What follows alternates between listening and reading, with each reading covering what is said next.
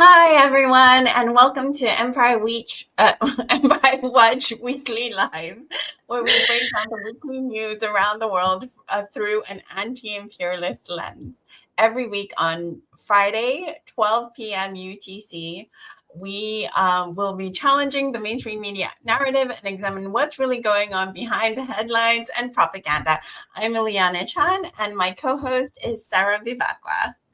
Hello, everyone. Very happy to have you here. Hello, Ileana. And just to reinforce, we are here to talk about internationalism, internationalism, and the multipolar world arising from a anti-imperial lens. So we hope to have you here for many more Fridays to come. Very happy to be here, Ileana. We have a lot going on in this week, isn't it?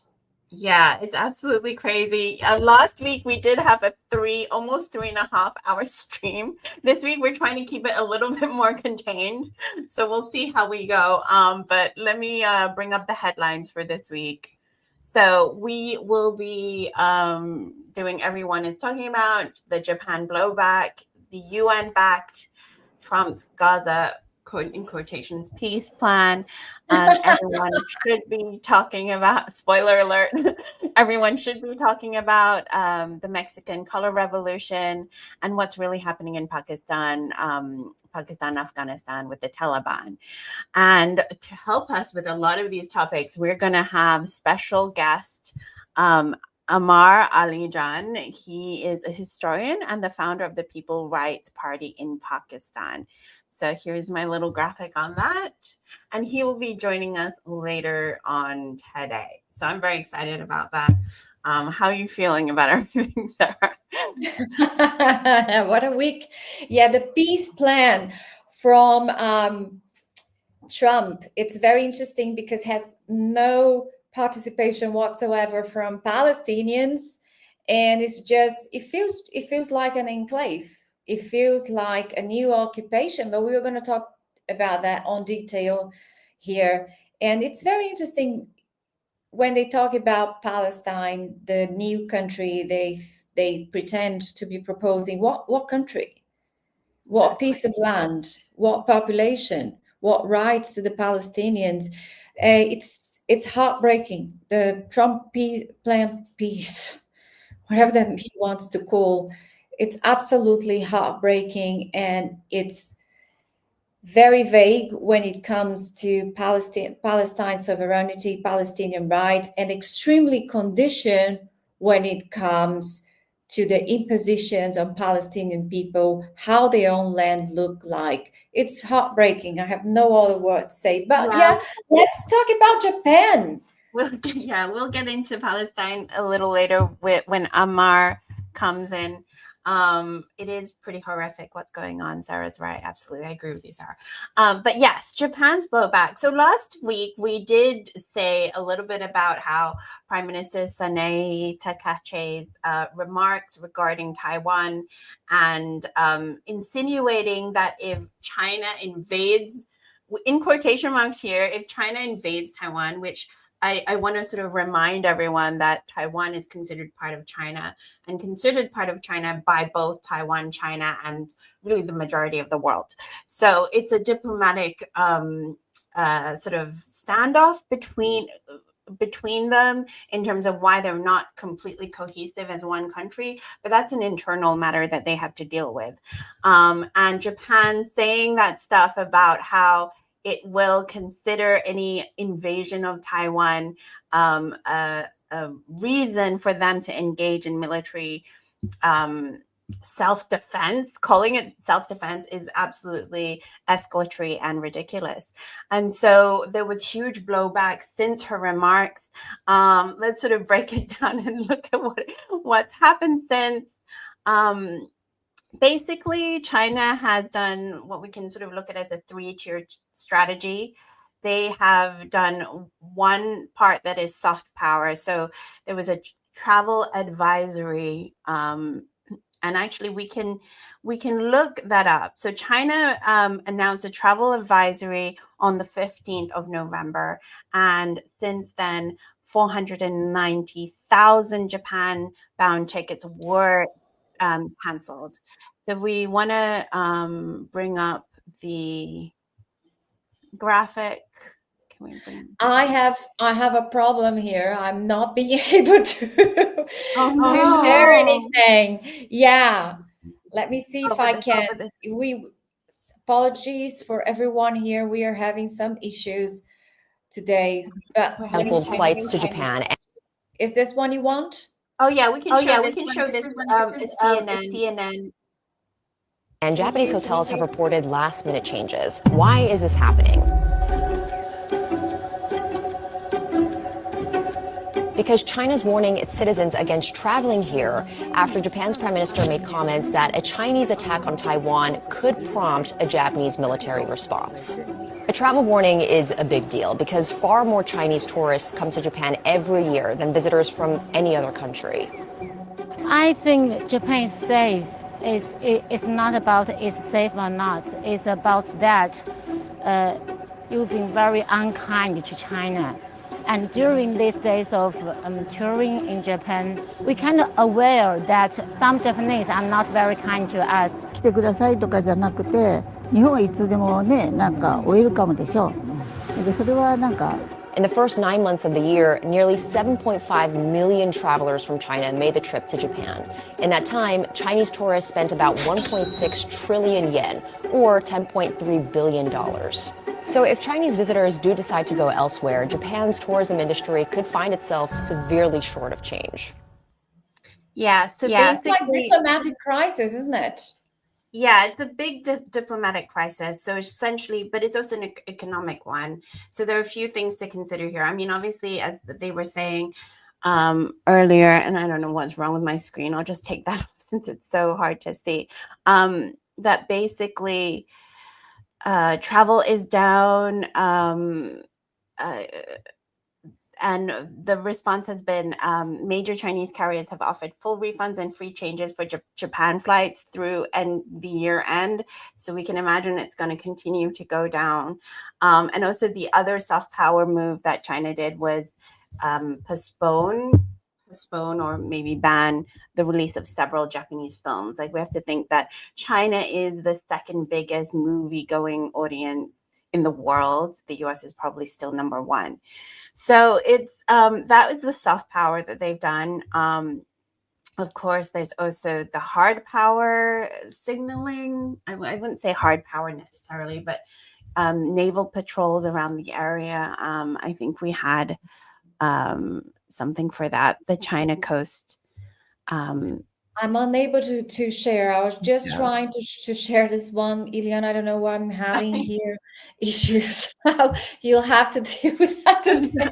And I'm like the worst at this stuff, so bear with us. But yes, the China Coast Guard ship formation sails through the Japan administered Senkaku Islands. So it's sort of they've deployed some naval patrols in the East China Sea, and that's sort of like a warning, right? The first warning thing. And then the third thing is diplomatic isolation. And I think this is what you were sort of talking about earlier, this thing of it being an absolute diplomatic, from one remark from the prime minister, it has caused this huge storm of repercussions.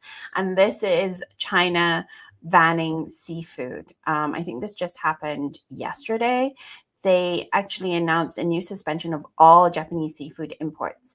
Now, actually, this ban of seafood from Japan, there was a blanket ban in 2023 because of the Fukushima nuclear plant, the radioactive waste, remember? So that was only being lifted partially in mid 2025. So middle of this year, they started to partially lift that ban. And then a few weeks ago, Xi Jinping and the Prime Minister of Japan, Sanae Takaichi, they had a diplomatic meeting where the ban was lifted.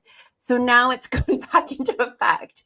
So this is pretty bad for Japan because China is Japan's largest trading partner by far. And when I mean largest trading partner, I mean bilateral trade between the two countries, because that one hits $308 billion last year, even with the ban in place. So lifting that ban in the middle of this year would have greatly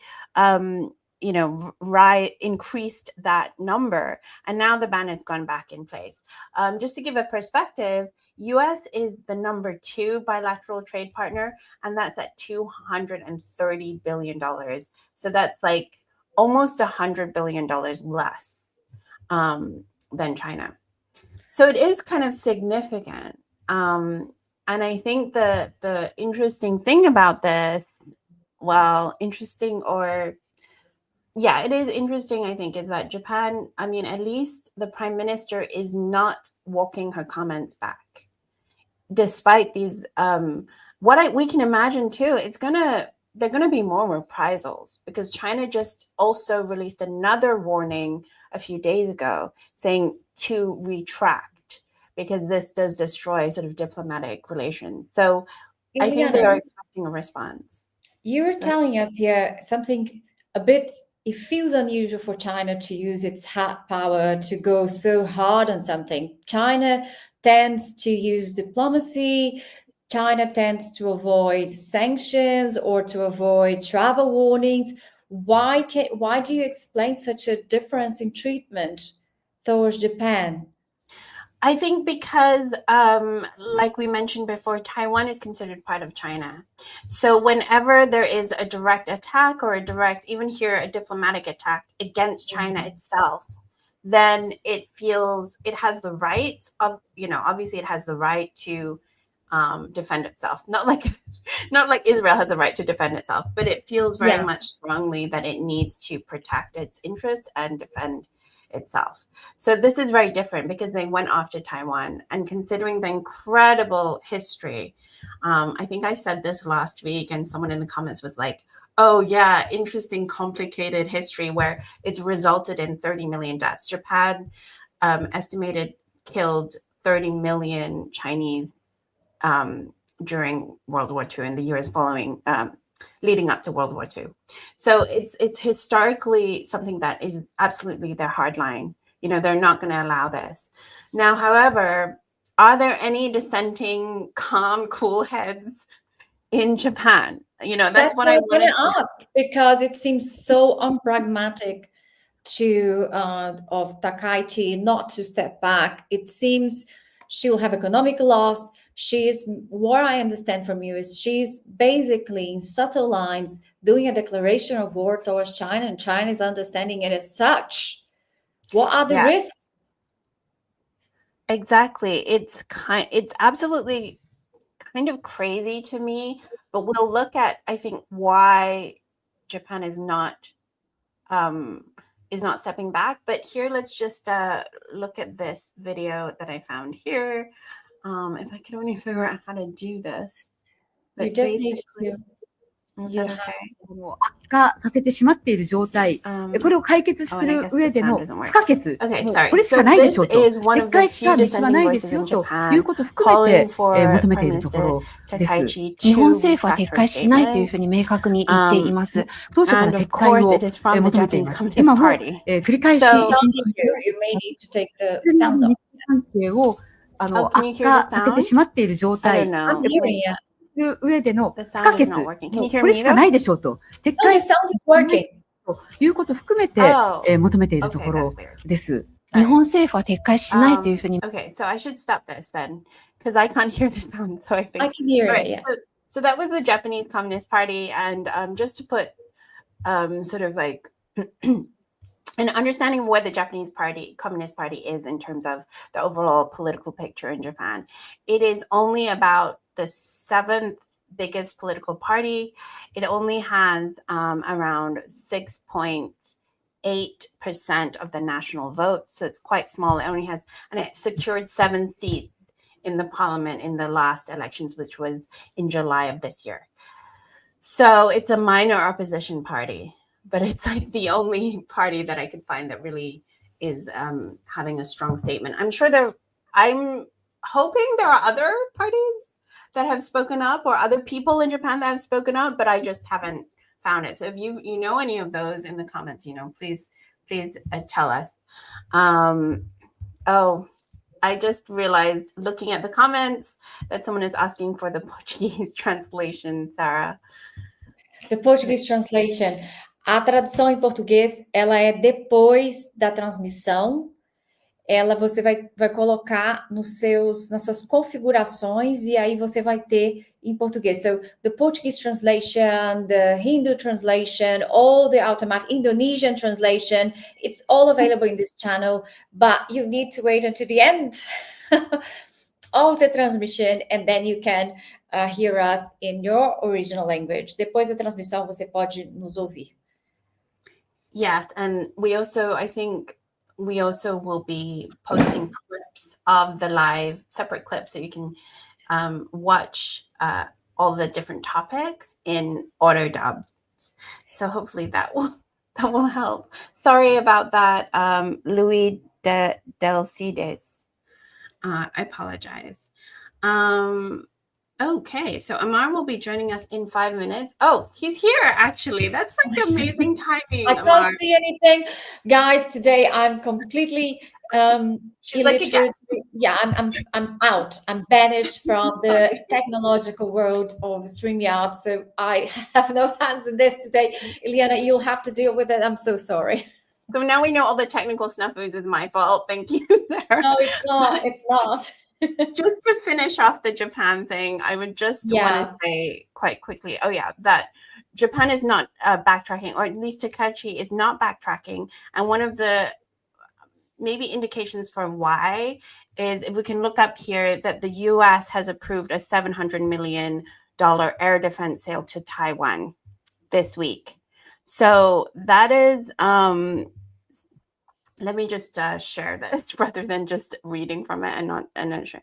So that is kind of an indication of where they're going with this. And we kind of can see that Taiwan is really shaping up to be another flashpoint, or rather the main flashpoint at the moment to escalate for war against China, which, as we said, a lot of think tanks from the US is looking at 2027 as the war against China year. And that means proxy wars. That doesn't just mean that the US is just going to invade China. It means proxy wars, and they're hoping to get that done. Their deadline, I guess, for feasibility is 2027. So the fact that the US is approving a $700 million air defense sale to Taiwan is a significant escalation on that. Wow. And so, so I guess we can bring on It's Ammar. very interesting, Ileana, because they approved a $700 million in air defense sale to Taiwan, while Trump is saying he's the peacemaker, president of the United States. And at the same time, if you break a leg in the United States, you can't go to public health. There is no public health system. They don't have money, allegedly, for the public health system. They don't have money for schools. They don't have money for anything, but they have money to expand, to kill, to militarize the world, to create the world a worse place. Because, Ileana, guns, even if you don't use them, they have a threatening power. They have a power to unleash paranoia, to unleash insecurity. And you're taking money from other places that are crucial for our daily life: food, education, health, basic human rights. The USA loves to prophesize their commitment to democracy. But what is a democracy if people have no rights within their own country? If they don't have a right to a good education, they don't have right to health, they don't have right to live. The crisis, the mortgage crisis, the speculation, the homelessness rising up in the US. What a contradiction. The 700 million means much more than just a threat to China. It means a threat to the American people. Yeah, that's really true. I hope that people understand that there's a direct correlation between the foreign policy of the US, which most Americans, or I've been told to say Americans, but most US public, generally, there's sort of like a saying in the US, or this understanding in the US, that most US people don't really care about foreign policy, but it's directly connected to the domestic policy. So I just hope that more people will actually understand that. But yeah, we're gonna bring on Ammar Ali Jan because he's in our studio, and okay, so I'm gonna do it. Yeah, good to see you. Hi. Ileana. Hi, Sara. Hi, Ammar. Welcome to Empire Watch Weekly, our new show. You are our third guest here. Yes, Well, our third happy guest. to be here. And I don't know if I said your bio, but let me just say it again, just in case I somehow did not say your bio. Yeah, I think you did, but let's say it again. Oh, sorry, guys. I'm sorry. Like, there's another snafu here. I have here Ammar Ali Jan. He's a Pakistani political activist and historian. He's the founder and general secretary of HKP Peoples, right? You'll have to explain to us what is this about.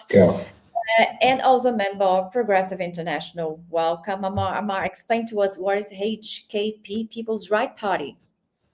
So, Sara, we've been working in rebuilding the left in Pakistan for the last about decade or so. So we had a glorious history of the left in the 50s, 60s, but Pakistan, right after it was created, it joined the American camp in the Cold War, and it became kind of a base of operations for anti-Soviet activities in the 1950s. We signed the Cito-Cento Pacts as well, and the communist movement as a result was decimated. So it went underground. And yet from time to time in the 60s, 70s, we had these mass movements, the movement for the restoration of the constitution, for democracy.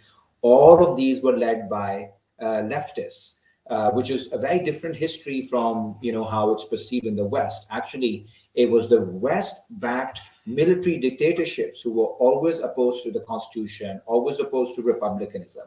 And it was communists, Marxists, socialists, the left basically, that was defending these principles.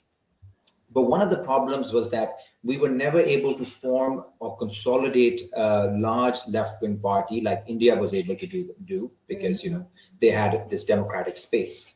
And after the fall of the Soviet Union, it kind of, the left collapsed. Most of them went into mainstream parties or NGOs. But in the last kind of 7-8 years, there's been a revival of the student movement, which has been very heartening. A lot of young men and women on campuses, they've been very active. They've been engaging with Marxist debates. In 2019, there was a big student movement, Student Solidarity March led by these students. I happened to be their teacher and one of the teachers that they had. And these movements, they protested in 54 different cities to demand the restoration of student unions because the student unions were banned by this US-backed dictator in the 1980s. So there are no student unions on campus in Pakistan. Well, out of these struggles, we, right after these protests, the students were abducted. I was kicked out, fired from the university I was teaching at. There were sedition cases placed on us, which carried life sentences, and we're still following up on that case. But in all of that, we realized that there's a vacuum for an anti-imperialist, Marxist, left-wing political party in Pakistan.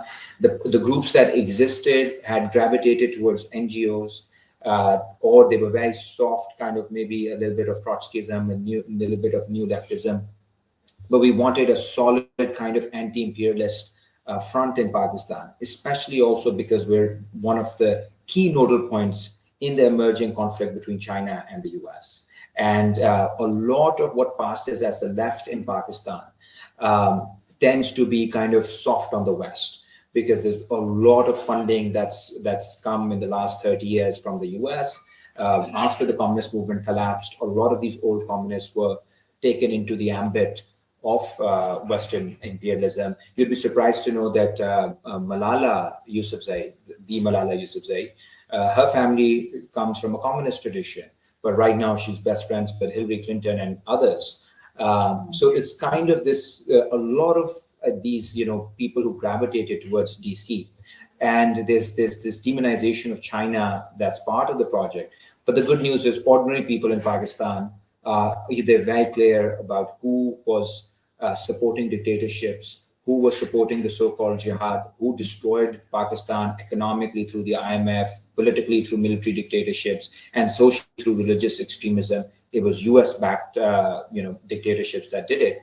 And they see a different kind of a future that's being presented by countries of the global south. And we are trying to position ourselves as a new party that just registered 2.5 years ago, sprang from the student movement, as a party that wants to align itself with the anti-imperialist politics of the global south.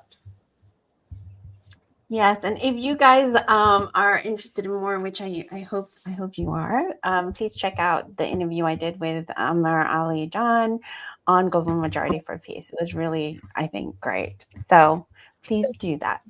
Thank you for that.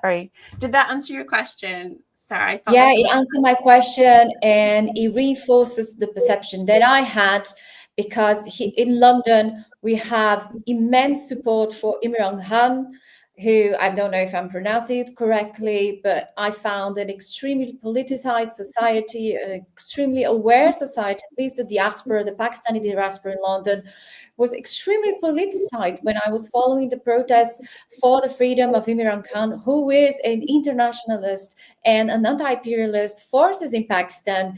And I understand what you're talking about, this perception of the West towards country as if there were no social movements, there were no rebellion movements, and if you were a cohesive role, we are suffocated by the US imperialism and by the European imperialism. But there are forces there, and they are very fierce, and they fight with their lives. So it just reinforces my perception, and I hope this is people understand that there are a lot of movements in the global South for independency, for sovereignty, and they are fierce, and they are fighting a hell of an empire with unlimited funds. I remember when we are interviewing John Kiriakou, former CIA agent, he told that USA had helicopters in Afghanistan, letting money fall out of helicopter to feed the militias. So, and I thought he was a metaphor, and he said, no, it's not a metaphor. We have unlimited budget to suffocate any type of movement. There are anti-imperialists in those countries. So good to hear. Ileana, your turn. My turn. Good segue. Well, I think one of the things that most people are kind of talking about, well, maybe in our leftist spaces, is the UN-backed supposed Trump peace plan. Ridiculous already, having just said that sentence. However, let's unpack what's actually going on. So Sarah, do you want to give us the broad strokes of the headlines, and then we'll get into what's behind them? Yeah, so we have here, just give me 1 second, I wasn't prepared for that. But I have the headlines here, if you guys can just bear with me. I don't think I have, think you have to give the headlines. I only have here. Well, the gist of it is that it's a nonsensical. Oh, yeah, I have it now.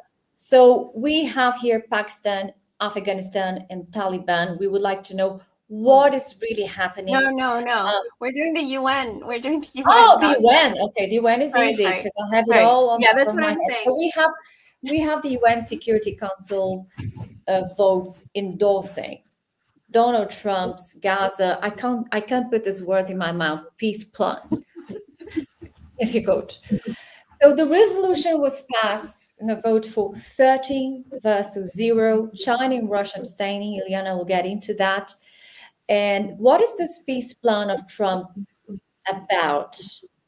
Well, first of all, he talks about creating an international stabilization force. It has even its own acronym, ISF, for Gaza. It's a mandate that includes authority to disarm and dismantle Palestinian armed groups. Hamas is just one of them. That's a resistance group. The resistance group, which are backed by the UN Charter. And it's strange that such a thing is part of the proposal, but at the same time, Israel remains with full force, full financing. Second point is just this very vague pathway over Palestinian to a Palestinian state. Palestinian self-determination and statehood, it's only possible under a set of conditions. One of them is the rule of Palestinian Authority, and this Palestinian Authority will be reformed on Western terms, whatever that means. And Trump will create a board of peace chaired by Donald Trump. I will repeat that. It's not a metaphor. Trump will chair a board of peace for Palestinian, which is a big departure from the classic UN architecture, where the Secretary General and the Security Council hold institutional command on this. And then the final point was to set up a Palestinian technocratic committee for Gaza governments, but by whom? By whom? And Hamas has rejected. I have here the exact words of Hamas for you. Hamas says the resolution imposes an international guardianship mechanism for the Gaza Strip, which our people and their factions reject. That's the Hamas statement. And well, there is a lot of criticism of this. So you have US military and Israeli military long-term in Gaza. They propose to create a green zone in the east under Israeli and international military control. And that is when this green zone is where reconstruction will take place. But the devastated red zone, where all the Palestinians are along the coast, there's no plan for reconstruction. No plan. Right. So then Trump will gonna send an international stabilization force of 2,000 troops to control. They will have a yellow line where Israeli will keep the option to withdraw or not. Better living in Gaza, better living for whom? For new settlers from the US, for new settlers from Europe, from Israel. It's really unsettling, this plan. And what kind of stabilization is that? Stabilization for whom? Absolutely. I think Sarah, are you frozen? Yeah, I think Sarah's frozen. But maybe we can take it from here. Yeah. Okay, so I guess one of the questions that Sarah had here was, is this a new form of occupation? And I think, not to speak for Sarah, but I'll just say for myself, the idea of it being a new form of occupation perhaps undermines or minimizes US's involvement in this region just as a whole. I always say US-Israeli genocide, because I think for at least from the anti-imperialist idea of US imperialism, I think Sarah, we've lost her, but I think she will be back soon. I'm hoping she'll be back soon. I'm sure she'll be back. She'll be back. But for the anti-imperialist left that's committed to the Global South Rising, I find it very hard to minimize. I mean, I don't think we should be minimizing US's involvement in the region and US's imperialist agenda in that region. So for me, I wouldn't look at it as a new occupation, but perhaps a furthering an official sort of involved. Now they're making it official. It's like almost everything that Trump does is like overt imperialism versus hiding behind some sort of genteel cover. But what do you think about that? Absolutely. No, absolutely. I mean, well, number one is that this plan is the final culmination of the punishment being given to the Palestinian people for exercising their democratic right. Remember, Hamas is the elected body in the last elections. This entire, like the last round, these last 20 years of punishment, the acceleration of the punishment, which eventually culminated into genocide, is because people of Gaza, not just Gaza, but all of Palestine, voted for a political party of their choice. There were sanctions imposed after the elections in 2006. The siege began, and then, of course, the first major bombardment in 2008. And this fits into this larger history, not just of Palestine, but of the global South. What happened to Iraq? It was the Republican Revolution in the late 1950s. That was the big kind of crime of the Iraqis, for which they're paying even until today, the destruction of Iraq. What's happening to Iran is because they stood up. So they have to face economic siege and sanctions and bombardments. All over the Middle East, anybody who stood up, they face this kind of a counter-revolution from the US and its allies in the region. And this, in Gaza, you have this particular intensity of this larger process represented by the US. And Ileana, I think you're 100% right that this is not simply a regional issue.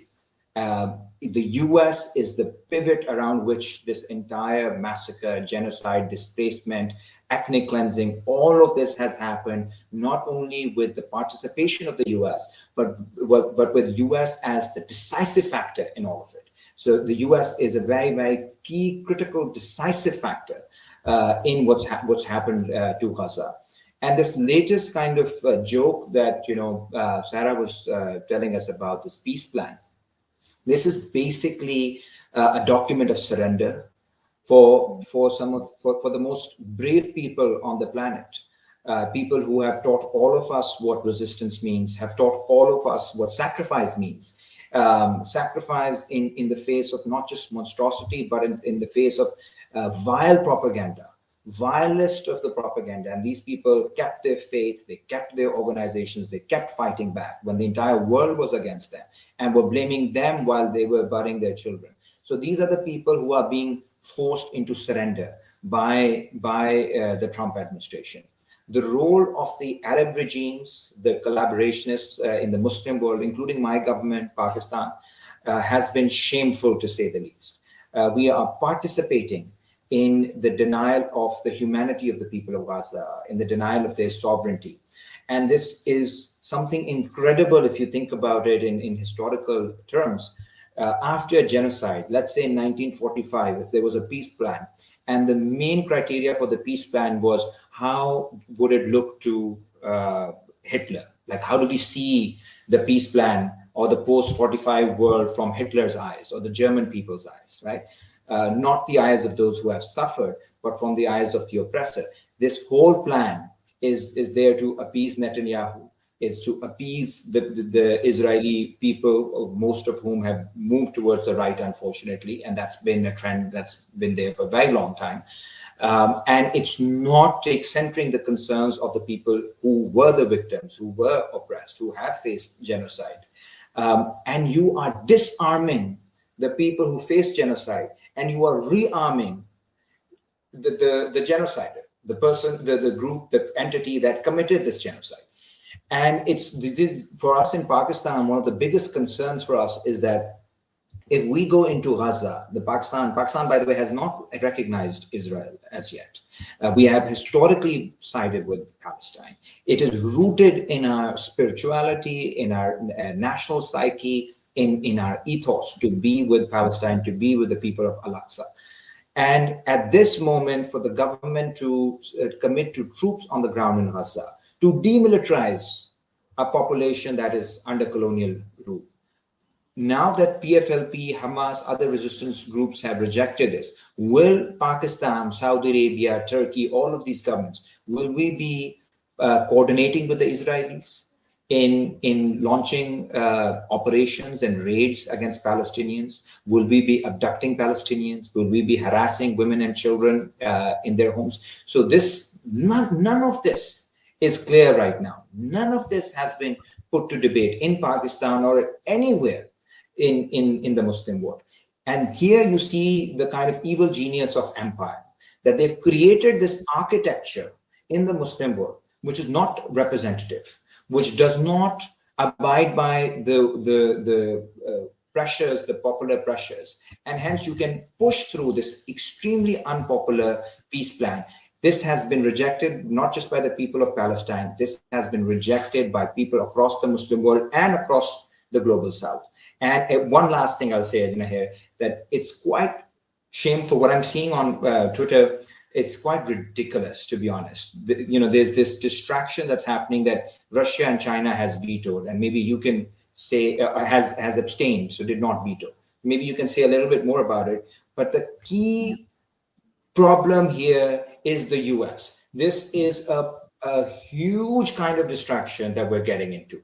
No country, every country should have done more, of course, but it's basically US empire that has created and produced this problem. It's the West. It's a Western genocide, like many other genocides in the past. Britain and Europe, they are pretty much Absolutely part of it. They're part of the US empire. With ammunition, with intelligence, Britain is very active actor. Yeah, Britain, I think we have to clarify again for the audience that Britain is part of the Six Eyes, which includes US, UK, Australia, New Zealand, Canada, and Israel. And that means they all share intelligence. So they're considered the inner core of the empire, the US empire. And then there's 49 countries. But I just wanted to share here the joint statement by the foreign ministers of Jordan, UAE, Indonesia, Pakistan, Turkey, Saudi Arabia, Qatar, and Egypt. This is on the Ministry of Foreign Affairs, the government of Pakistan. So you can see here how they've backed, this is them backing this so-called peace plan. They have reaffirmed their joint commitment to work with the United States to end the war in Gaza through a comprehensive deal that ensures unrestricted delivery of sufficient humanitarian aid to Gaza.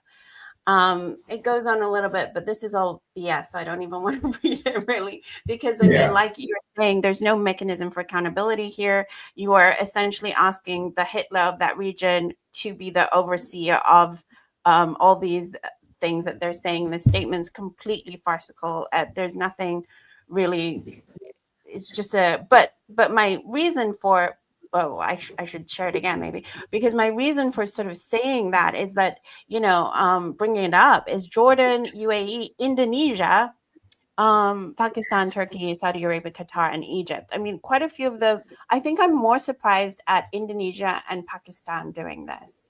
The others are really well-known vassal states of the U.S. And granted, Pakistan, as we talked about in our prior interview in Global Majority of Peace, has always sort of juggled those U.S. and their own self-interests, which is true of every country, really. Like, that's true of every country.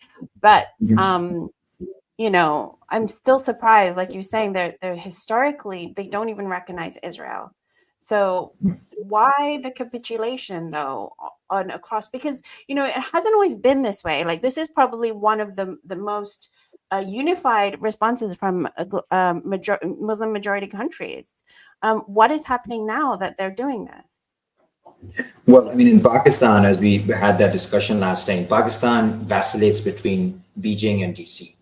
That has been this vacillation is a result of our security concerns vis-a-vis India. So against India, China helps Pakistan. So Pakistan very much goes into that umbrella. And you saw in May, we had this conflict with India, and we were able to maintain our sovereignty because of Chinese help. On the other hand, for all the most exploitative deals, Pakistan looks towards the IMF. And this is true for Egypt as well. We have a very similar kind of trajectory with Egypt. It's the IMF, it's the World Bank.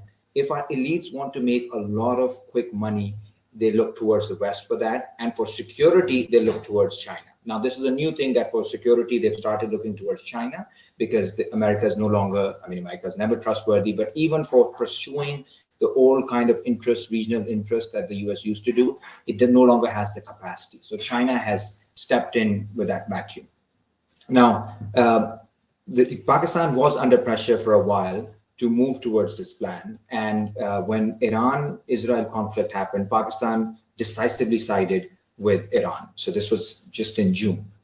However, what's happened over the last 3-4 months is that there's been a lot of this backdoor diplomacy. And my reading of the situation is that at this point, a lot of people have spoken to each other saying that this is the only option, including we have indications even from Iran and China and elsewhere it kind of appears that because the neighboring countries have all conceded, logistically, it makes very little sense to be opposing it, and other than kind of like saying it in a principled way. And of course, our ruling elites are not that principled. So the long-term planning for a lot of people who are still very much pro-Palestine, and our state is kind of split on this. I think they're hedging on the fact that this peace plan will fail within months, if not weeks. The resistance will not accept it. Pakistan will not. Yes. So it's basically, and I have more faith in some way in that in the devil, Netanyahu. I think he's incapable of maintaining this kind of equilibrium. The Greater Israel thing is no longer a fantasy; it's a reality. They want to expand. They want to destroy. That's what I want to ask you. I want to hook on Ileana's question and what you're saying right now. Look, you'll have USA and Israel splitting the territory and having military control of the territory further before more than they have now. Is this not a national security matter for countries like Jordan, Lebanon? It seems like a step ahead for the Zionist plan of the Greater Israel. How do you explain this apparent contradiction? Greater Israel, number one, I'm convinced that that's been part of the plan for years. They've said it, like the founder of Israel said it. Netanyahu recently just said he thinks he's on a historical mission. Otherwise, even from a defensive kind of a position, the genocide makes very little sense, other than it just reflects the cruelty of the monstrosity known as Israel. But from a strategic point of view, it starts making sense if you are going for that living space, if you're going for that breathing space for Zionists and Jews across the region. And that's been their desire in Egypt, in Jordan, in Lebanon. All of them are part of this kind of larger territorial expansionism of Israel. Now, this has created a lot of nervousness in the region. Remember, Qatar was bombed by Israel. That unnerved and unsettled the Gulf monarchies in an unprecedented way, because you have the American bases sitting there. And so in a way, it kind of shows that imperialism has become irrational even for its own kind of interest. There's something excessive that's going on right now in the Middle East. That is not everything is part of the plan. There are different factions within this entire constellation. And the most extreme factions are the ones who are in the driving seat of history at the moment, which want to eradicate all forms of Arab sovereignty, Muslim sovereignty, Middle Eastern sovereignty for some kind of vassal states controlled by the US and inhabited by Zionists, which is why Pakistan and Saudi Arabia signed a defense deal, which kind of was reflective of the nervousness that existed in Saudi after the Qatar attack. Iran welcomed that deal. So there are also these other kind of tendencies that are happening, because everybody is scared that this is not going to last for long. And while you have people like MBS and others who are more kind of hopeful of better relations with DC, he was in Washington this week, but there are factions in every state of the Muslim world who are in a state of revolt within the state. Not, of course, the public is 100% against Israel. That's one good thing about living here in Pakistan and elsewhere, that we don't meet pro-Israeli people at all. So that's good.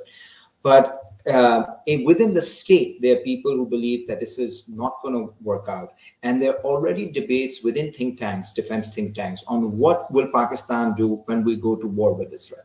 Because there's this belief that this is inevitable, not because Pakistan has any spine or principles, not necessarily, but because a lot of these defense analysts have recognized that the logic of Israel, its logical kind of conclusion that you draw from its practice, is that it's an expansionary state, and it will not rest with bombing Gaza, with bombing Lebanon, with bombing Yemen, with bombing Syria, with bombing Libya, with bombing Iran, with bombing Qatar.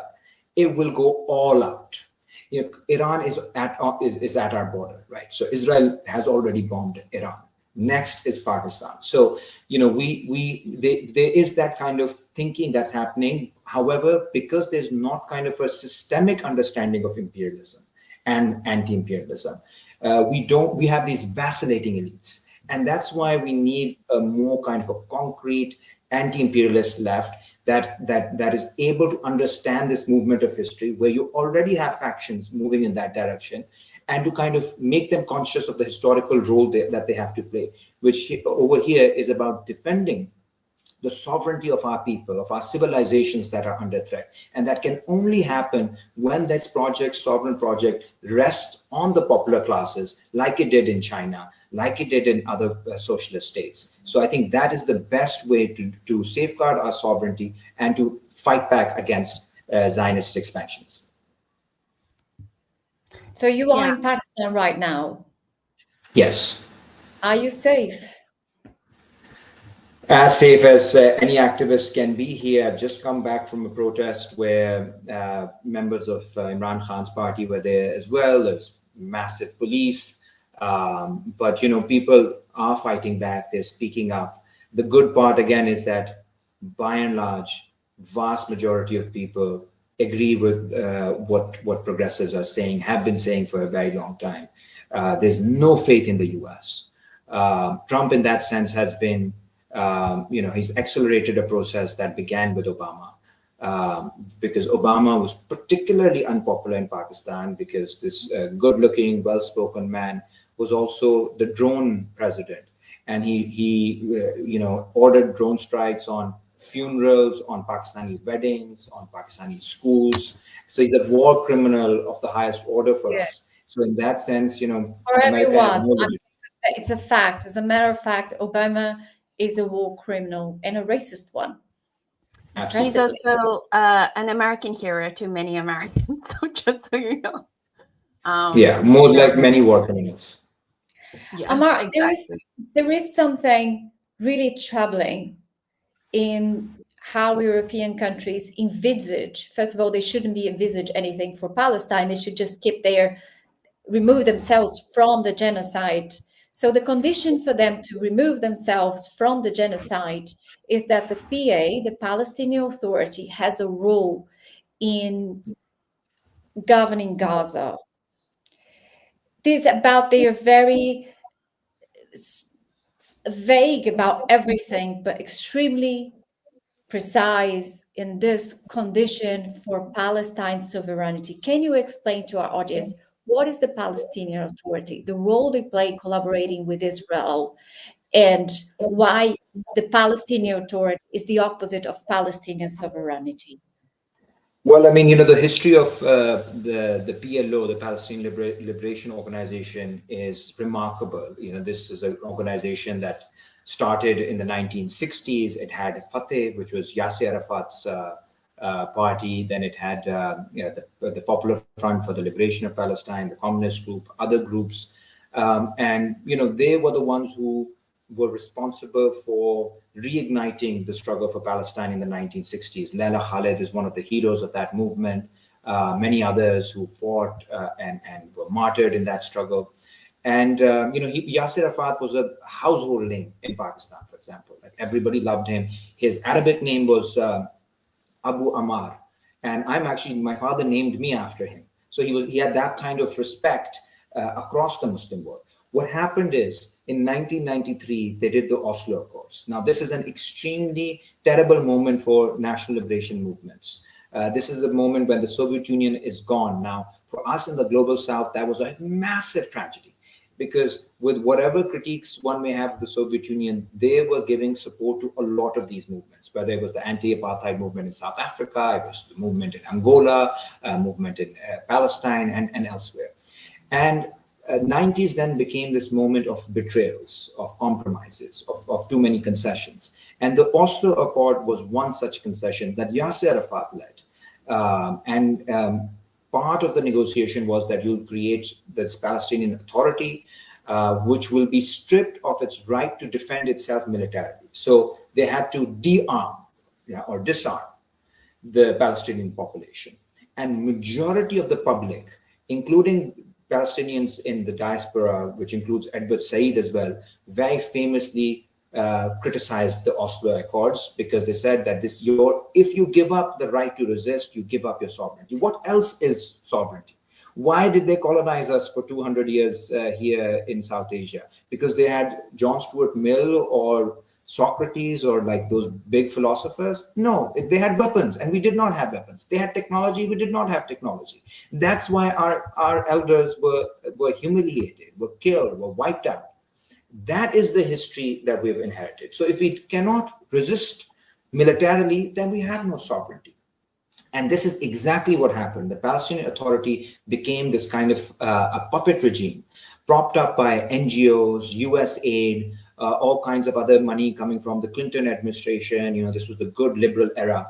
And for ordinary Palestinians, it meant more humiliation, more checkposts, more settlements. So the settlements started expanding in the 90s, and there was nobody to stop them because the armed struggle, those who were leading the armed struggle, just gave up their weapons.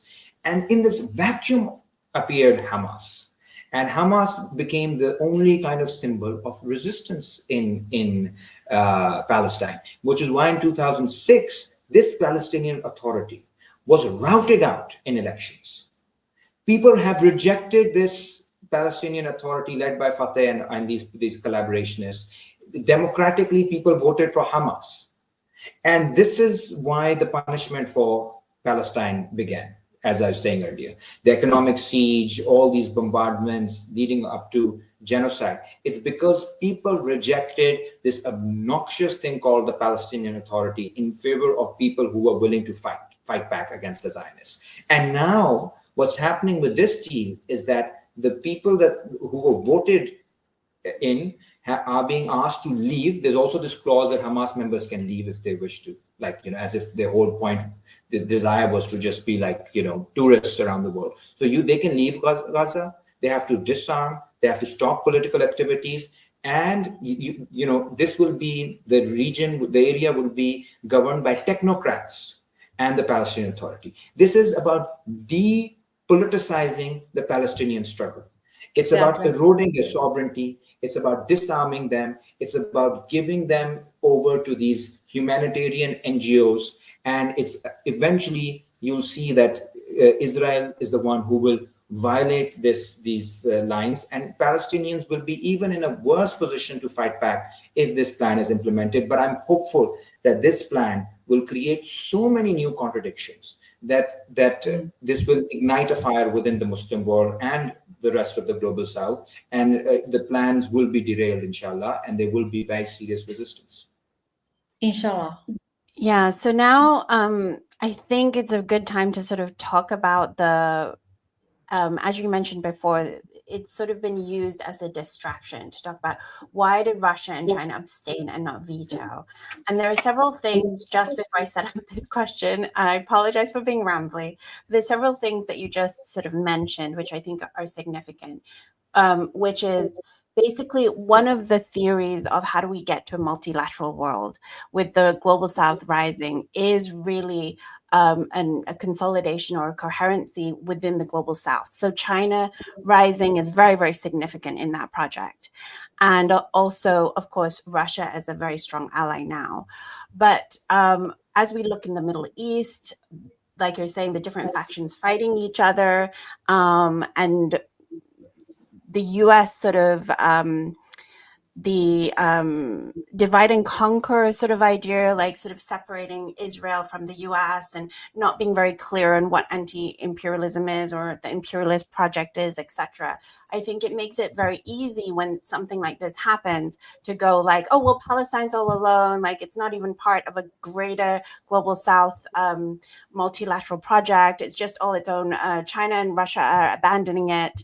Whereas I don't necessarily agree with that, but I think that in the West, we're sort of primed towards this sort of superhero mentality. We want China and Russia to come in and save Iran or Palestine or any country and to act unilaterally or in an imperialist way. And they're certainly not going to do that. I mean, China itself has, I think, a very cohesive vision for what a multilateral world will be, and an adherence to international law, adherence to the UN Charter as it is now, as it could be used fairly. And so sort of positioning that in there, I do have to say, obviously, their decision in this to abstain and not veto is not popular. We certainly want them to do more. But as you said, there's a very odd thing that's happening right now. There's something very farcical about this plan anyway. So if they were to veto it, what would be the advantages to that we're seeing, that people are seeing in the West that are like, why didn't they just veto it? What would have been achieved by a veto? And also, why choose to abstain? I mean, obviously, they came out with very strong statements, which I guess we could go over in terms of why they are against the plan. But also, I think the reason why they didn't veto it outright is probably because, as we mentioned, the Muslim majority countries. But can you help unpack that a little bit, and in your opinion? Yeah. No, I totally agree with what you're saying. Like, when I was seeing this on Twitter, this debate, right, which is a safe place to have any kind of radical position. But the real world is very different. And I was just wondering, why did they say they shouldn't have just like veto? Why not go even further and say China should have just like invaded the region and totally liberated the whole region, and not just that region, but also Latin America and Africa? Just like send in your troops, PLA, be a true revolutionary, internationalist revolutionary in that sense. There is a certain kind of moral posturing that is rewarded on social media. So you take the correct moral positions all the time, and that's enough. Now, I'm all for taking correct moral positions. This is a horrible peace plan, so-called. However, I can do that because I am not heading a military. I'm not responsible for the sovereignty of 250 million people, or in the case of China, of like 1.3 billion people. I don't have to deal with the Arab governments. If China had gone against the Arab and the Muslim world right now, all the governments, this would have been seen very, very negatively. It would have done nothing except undermine the relationship between China and the Muslim world.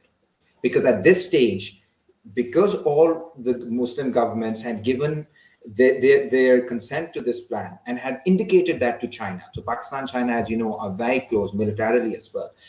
And if that's the feedback you're getting from countries that have not even recognized Israel, that we're willing to do this and please don't sabotage it. And China says, no, you guys are idiots. We're going to do it. We're going to sabotage all of this. We're going to veto it. And then we're going to like bomb you. Like, this would sounds good, but this will actually destroy whatever long-term political project that is emerging right now in the global south. See, we need to have a sober analysis when we talk about international affairs. The USSR in the 1920s was started trading with Britain, or was trying to trade with Britain. There's these excellent interviews of Lenin where he's saying, I want to increase trade with Britain, and I believe that the new government will be more open to trade with the USSR. This is at a time when Britain was massacring people in India on a mass scale, right? Now, how do you think about politics when everything doesn't align, the rhythms don't align across space, right? Russia, if they needed the money, needed the capital to rebuild its economy after the Civil War. It was a devastated landscape. No Indian criticized the Soviet Union because it wanted to feed its people. People in the anti-colonial movement know that, you need relationships because the balance of forces is such that this is a process which will be a contradictory process. Similarly, with Japan, the USSR had relations with Japan throughout the 1930s. When it was it was expanding its brutal colonial empire in Korea and in China. And yet it was the Soviet Union, of course, had relations with Nazi Germany, including trade relations. And yet it was eventually the Soviet Union that played the decisive role in the defeat of Nazi Germany, as well as supporting anti-colonial movements across the global south during the 20th century. Now, these contradictions have to exist together. They are, because the rhythms don't always match. If I say if it's the failure of the Pakistani leftists that we don't have a socialist government in Pakistan. I mean, we've done, our elders have given, exemplary sacrifices, but we did not win. We cannot ask China to export their revolution to us. That's not what I want. Even as a Pakistani, as we're proud people. We want our own sovereign development project, our own sovereign socialist project, and we will look towards China when we're in a position to maneuver things. Now, if China has more and more allies in the Muslim world, leftist governments, anti-imperialist governments, who would be China allies? Can you name them? In the Muslim world? Yeah. Hardly. Pakistan is one of the closest ones, and it's a vacillating one, as we know. Other than China, other than Pakistan, if you look at Iran is an important ally. In fact, Iran is surviving through China and Russia, right? So this is something that a lot of people underplay. The fact that China is able to circumvent the sanctions of the US is because it has support from both Russia and China. Same with DPRK. And both these countries are critical in the axis of resistance, including in the Middle East. They're the ones that are supporting the Houthis. They're the ones that supported Hezbollah. They're the ones who supported Hamas. And without China, they don't exist. I was in Cuba last year. Who runs the Cuban economy? It's basically China is propping it up despite the siege. Venezuela. I mean, to not recognize that this is an opening. It is not China is not the solution for every problem. It is a power that puts serious constraints on the ability of empire to blackmail and coerce the global south. This opening is a world historical opening. Even this fact that you have these serious constraints that the East India Company never had in the 18th century when they came to India. When the Dutch Indies companies and all these companies that were taking over the Americas in the 17th century, they had no such constraints from the global south. When they were using Africa for slave trade, they had no such constraint on them. The fact that they have constrained to the extent that countries can even circumvent sanctions and grow militarily like Iran has done, like DPRK has done, like Russia has done. Russia has also survived because of Chinese support. These are world historical opportunities. These do not mean that now the revolution is here and there's socialism. No, it simply means in the long road towards anti-imperialism, new paths are opened up. And by kind of reducing them to the political economy of social media and likes and retweets, we say the most, we have a gotcha moment. Look at China hasn't done this. We then reduce this like world historical journey, which requires decades or even centuries, into the immediate kind of dopamine hit that we want on social media. And this is something that the Western left is very good at, like dopamine hits, but not substantial challenges to power. The New York elections is one example. Excellent thing that's happened. Of course, we all are very happy. But to think of this as something bigger than the Chinese Revolution, bigger than the Soviet Revolution, bigger than everything. It's all about then this social media, Insta kind of consumption, and not thinking about, okay, what actually changes in the material world because of this. China's emergence as a power has a significant impact on the material relations of forces globally, unlike any other, in my opinion, in the last 200 years or so, because even technologically, it has surpassed the Soviet Union and is about to surpass the West. And we should see that as an opportunity to push the struggle forward, but it will not be a substitute for us fighting our own battles in our own countries. And we should not expect Beijing to fight our battles for us. And I think China has a perspective which is very interesting, which is the biggest changes first occur in invisible ways from within. They are not demonstratives. They are not, as you say, social media dopamine, or they are not strong statements. This is one of the things that I most admire in the Chinese philosophy. Things comes from within and they manifest. It's outside world. It's just a manifestation of something much bigger, much deeper rooted. And I think what you say makes total sense to me. What is the point of creating a split, a wedge between those forces if it's not going to help Palestinians? Because there are no pragmatical effects of it. It makes total sense, as much as it breaks our hearts because it's so difficult to watch. And when people say, you said Palestinian, the bravest people in the world, I couldn't agree more. And I think the Palestine fight, it's a reference to all humanity. Every time something's happened in Palestine, you see people in South America with the Palestine flag. It awakes on us a sense of justice, a sense of being international. The Palestine movement is an inspiration for all other sovereignty movements worldwide, as nothing else is. You know, it has such a resonance.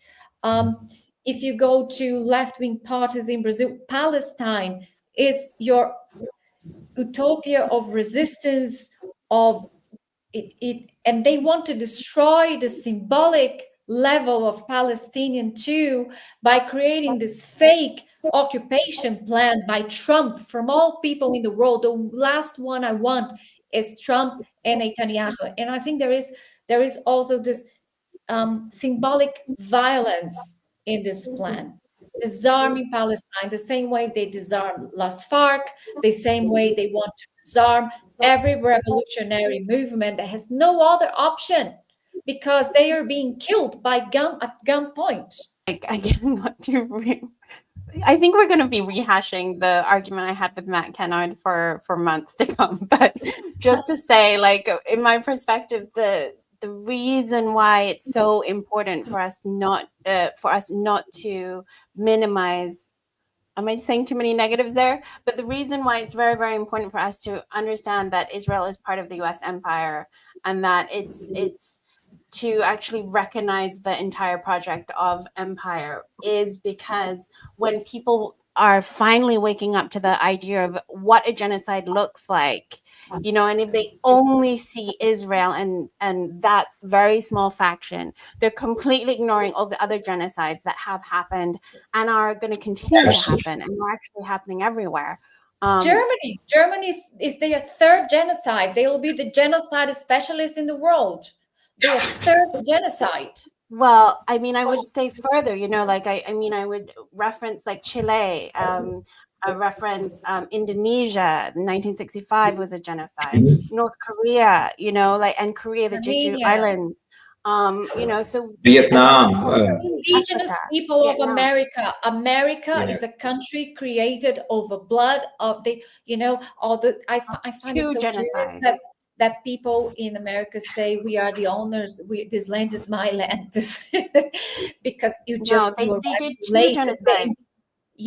The indigenous slave trade is a genocide. It's also genocide. Yeah, you have indigenous and the African genocide and ethnocide, because if you take someone out of their cultural environment and force them to be a slave in a completely different place, you're completely disarmed.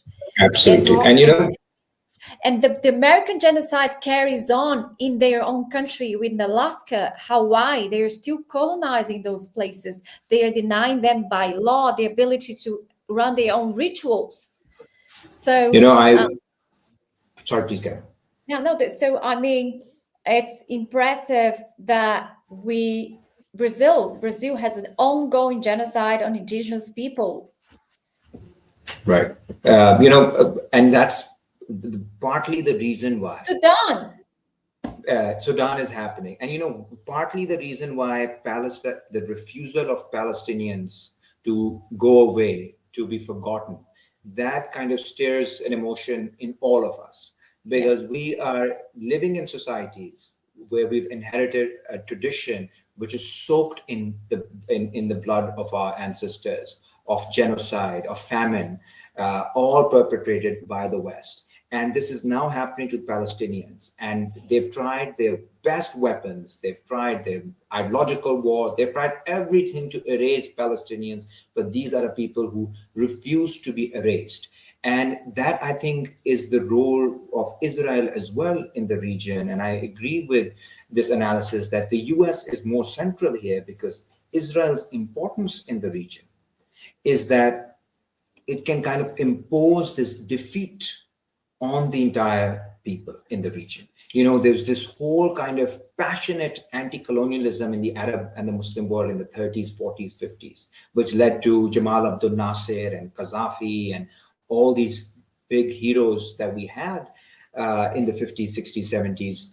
And what happened, you know, who defeated Nasserism? It was eventually Israel, backed by the French and the British and the US. It's the combined technological power of the West through Israel, its proxy, that they kind of defeated Egypt in 67. And that kind of led to this new subjectivity in the Muslim world that that never accepted that Israel is legitimate or that it's a force of the good, but made this new argument that if we're not on the right side of Israel, then we will suffer the same fate as Palestine or as Egypt or as. So this argument is the key argument that has been imposed upon us for the last 50 years. It's what we call the subjectivity of defeat and surrender. This is the subjectivity that so many Muslim technocrats, Muslim liberals, they suffer from this. They will never make a case for Israel. They'll always say, you know, it's now a reality, and if you don't accept this reality, we'll be punished. And why do you want to be punished? So there's this one whole point of seeing Palestine as pitiable people. You know, we should pity them. It's so sad what's happening. My children, it shouldn't happen to my children. Let's keep ourselves away. This kind of terrible, individualistic, atomistic way of looking at a tragedy. And then there's another revolutionary way of looking at this tragedy, which is to say, well, these are people who have refused to surrender. And if Palestinians, despite what they've gone through, if they do not accept defeat, then we have no right, no matter what has happened to us, we have no right to accept defeat. We must continue fighting. And this sentiment is growing in the Muslim world, is growing all across the global south, and from what I can see, and as you're saying, Comrade Sara, in Brazil as well, it's a central part of the left consciousness, which means that the sacrifices, the terrible, terrible sacrifices that the Palestinian people have had to give, they've not been wasted. They've led to this new consciousness, which eventually will reignite, or is already reigniting, anti-imperialist subjectivity that was destroyed or decimated by Israel 50 years ago. So that's something to be proud of. That's something to look forward to. And that once that subjectivity can be transformed into actual material power, then I think all of us can do more to helping end the genocide in Gaza and decimate the Zionist entity. What is more surprising for me is that within America today, not only in the left, but even the MAGA movement, you have people rising against Israel for different reasons. Yeah, but because they don't understand imperialism, it's like, again, this, you know, it's again this like diluted ability to really, for example, you know, they had the power really in the US to do so much more, you know, but they don't utilize the power because, Ileana, it's a novelty that you have within America people opposing the Palestine genocide to the point that the largest Jewish hub in America, New York, 30% of Jews voted for a Muslim because they are watching what's happening in Palestine. And you have the more progressive America, but you also have even the MAGA movement cracking because it's too much to watch. It's too much to see. Why are we feeding Israeli pockets when the American workers have nothing? Why are we feeling wars? It's a beginning. I understand what you're saying. It's a diluted, it's not a complete. The MAGA movement is imperialistic, but there is something diluting there, something happening there, is a seed of understanding. And it's impressive that Palestine managed to do this to the far right. It could be a seed, or it could be a furthering of the lack of accountability that the US empire will hold, like propagandically. They will push it all onto Israel. And then they will still maintain the imperialist veneer of like, we're the moral authority, we have to police the world and BS like that. So there's a danger there that they're just kind of doing that, in that way. But having said that, the public opinion is definitely fractured. That's the good part. I think in a way it's very impressive that Palestine could even, I think they toppled, if there is one gain in this whole escalation, is that the industry of the Holocaust and the Zionist propaganda has cracks now, and has cracks, visible cracks, even within the empire, for whatever reason or whatever destiny this takes. It's not the same. It's not the same. We are watching the Zionist propaganda being exposed, and their lies are holding up just in one place, which is Israel. Yeah, I'm also in agreement that I'm hoping that this means that the Zionist mask, the ethical mask of Zionism, which imperialism has used in that region, is done. I hope it's absolutely done because of the exposure of the horrific crimes. And Samar said this has to do with the fight of the Palestinian people for their own sovereignty. Nobody helped them. They are showing us. And it's heartbreaking. I hope they don't need to show us anymore that they get their sovereignty. But they have an indelible mark on the history of anti-imperialism, on history of sovereignty. Palestine will never die, is a symbol that can die. Palestine can be done. But this is an unerasable idea. We certainly hope it will be more than just an idea. Like I hope so. As Ammar has said before, that we have this moment in time that we haven't had for maybe 400 years, of Western imperialism just rampaging the world. And we have this moment where the global South has a possibility for rising with the rise of China and the alliances that are forming. So definitely hoping that that is true in the coming years, that will come to fruition. But one of the main problems, I think, is every time a country makes strides of progress, makes some sort of socialist progress, like Mexico under the left-wing president Claudia Sheinbaum, the U.S. is there. The U.S. is already actually on the ground already, unless you completely have that sort of like cut off all, you'll be obviously called a dictator or whatever, but you need to like absolutely cut off all. I mean, I think it's very hard to do. It's like, you probably wouldn't do it voluntarily. It would be like Cuba, North Korea, Russia, right? They were cut off, they didn't necessarily do the cutting off in the beginning, but essentially the color revolution in Mexico. Sarah, I know you've got a lot to set us up on how it's being reported, what's actually going on there. And then we're going to have Ammar. We've already got him on for quite a long time already, but we're going to have Ammar talk about the history of color revolutions. But Sarah, could you sort of set up what's happening in Mexico? Yeah, so for the benefit of our audience, of course, we saw this week on November 15th, in Mexico, coordinated marches through different cities. They were labeled a Generation Z Mexico protest against Mexican left-wing President Claudia Sheinbaum. She's Jewish and anti-Zionist. And the Movimiento Sombrero, the head movement. So the protests, they were called in the internet. There is an audio leaking here. I'm just going to mute Ileana. I don't know if you have to mute them on here. So there is an audio leaking. Oh, okay. This one. Maybe it was Ammar just for the time being, or yourself. I don't know. Do you need to mute it? Oh. Huh? Do we need to mute it? I think so, yes. Now the audio is not leaking. So the protests, they were called on internet as in internet, and there was a massive use as AI.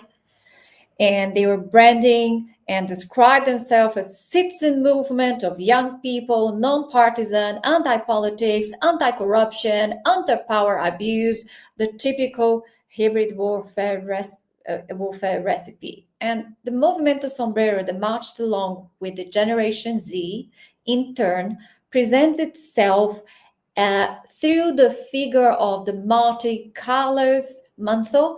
He was the mayor of Uruapan who was murdered, and he presented himself as this narco-trafficking sheriff who founded the hat movement, Sombrero movement. So it's very impressive, Ileana. I don't know if you have the pictures of the protests, but mainly the footage showed that the majority of protesters, they were not young people, they were middle-aged and up. But the good thing is that this farce fell apart pretty quickly. It was not a spontaneous uprising. It was not a genuine youth movement, but it was an operation carefully planned, financed, and amplified by Mexican political elites and by international elites, corporate and media actors, and party actors, oppositional party actors, nationally and internationally supported.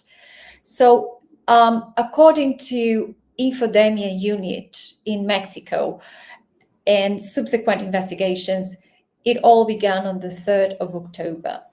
We had Azteca Noticias. It's a media, part of the billionaire empire of Salinas, and they aired a report presenting global youth, Generation Z, protesting all over the world. And then they used an influencer called Carlos Bello, who had no political ground or any path in politics before, to present this idea of Generation Z protests around the globe. And all of a sudden, this guy, this influencer, he was in the guy? Sorry, is it this guy, Carlos Centeno? No, this is Carlos Bello. This is the guy who is reporting them.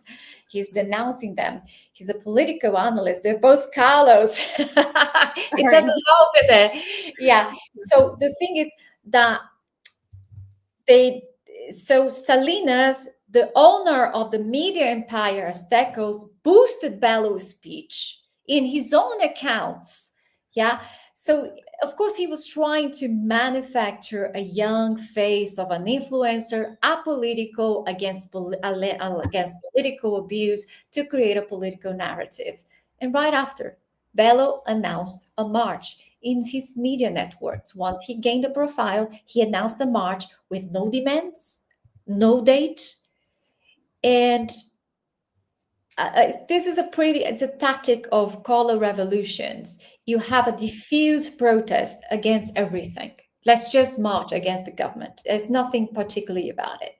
So in October 15, right after, we have accounts of a so-called Generation Z, which was inactive for 1 year, posting a flag of one piece, a symbol that has been recycled by youth-led protests, account countries, and they start to amplifying this. And it's very interesting because this account was used before to go against Venezuela, against Ecuador, and against Latin American left-wing countries. It was what it was found. And this page has foreign administrators, which is also very impressive. So what we can take from that is this is not a Mexican youth movement. It is an ecosystem articulated with international far-right networks, calling a march with no demands, just for Scheinbaum to step down, and without clearly stating what it was about. So and this slogan was, let's save democracy, a very well-known statement that we know, but save democracy from what? So it's very interesting because they did an investigation and found out, along with Revista Fortuna, they describe how between October and mid-November, the operators pushed hundreds of TikTok accounts and more than 300 Facebook. So they just rented those Facebook accounts that previously talk about makeup, cooking, traveling. All of a sudden, they became a political account, and 50 of those TikTok accounts just appeared. They had administrations abroad, like in Spain, US, Bolivia.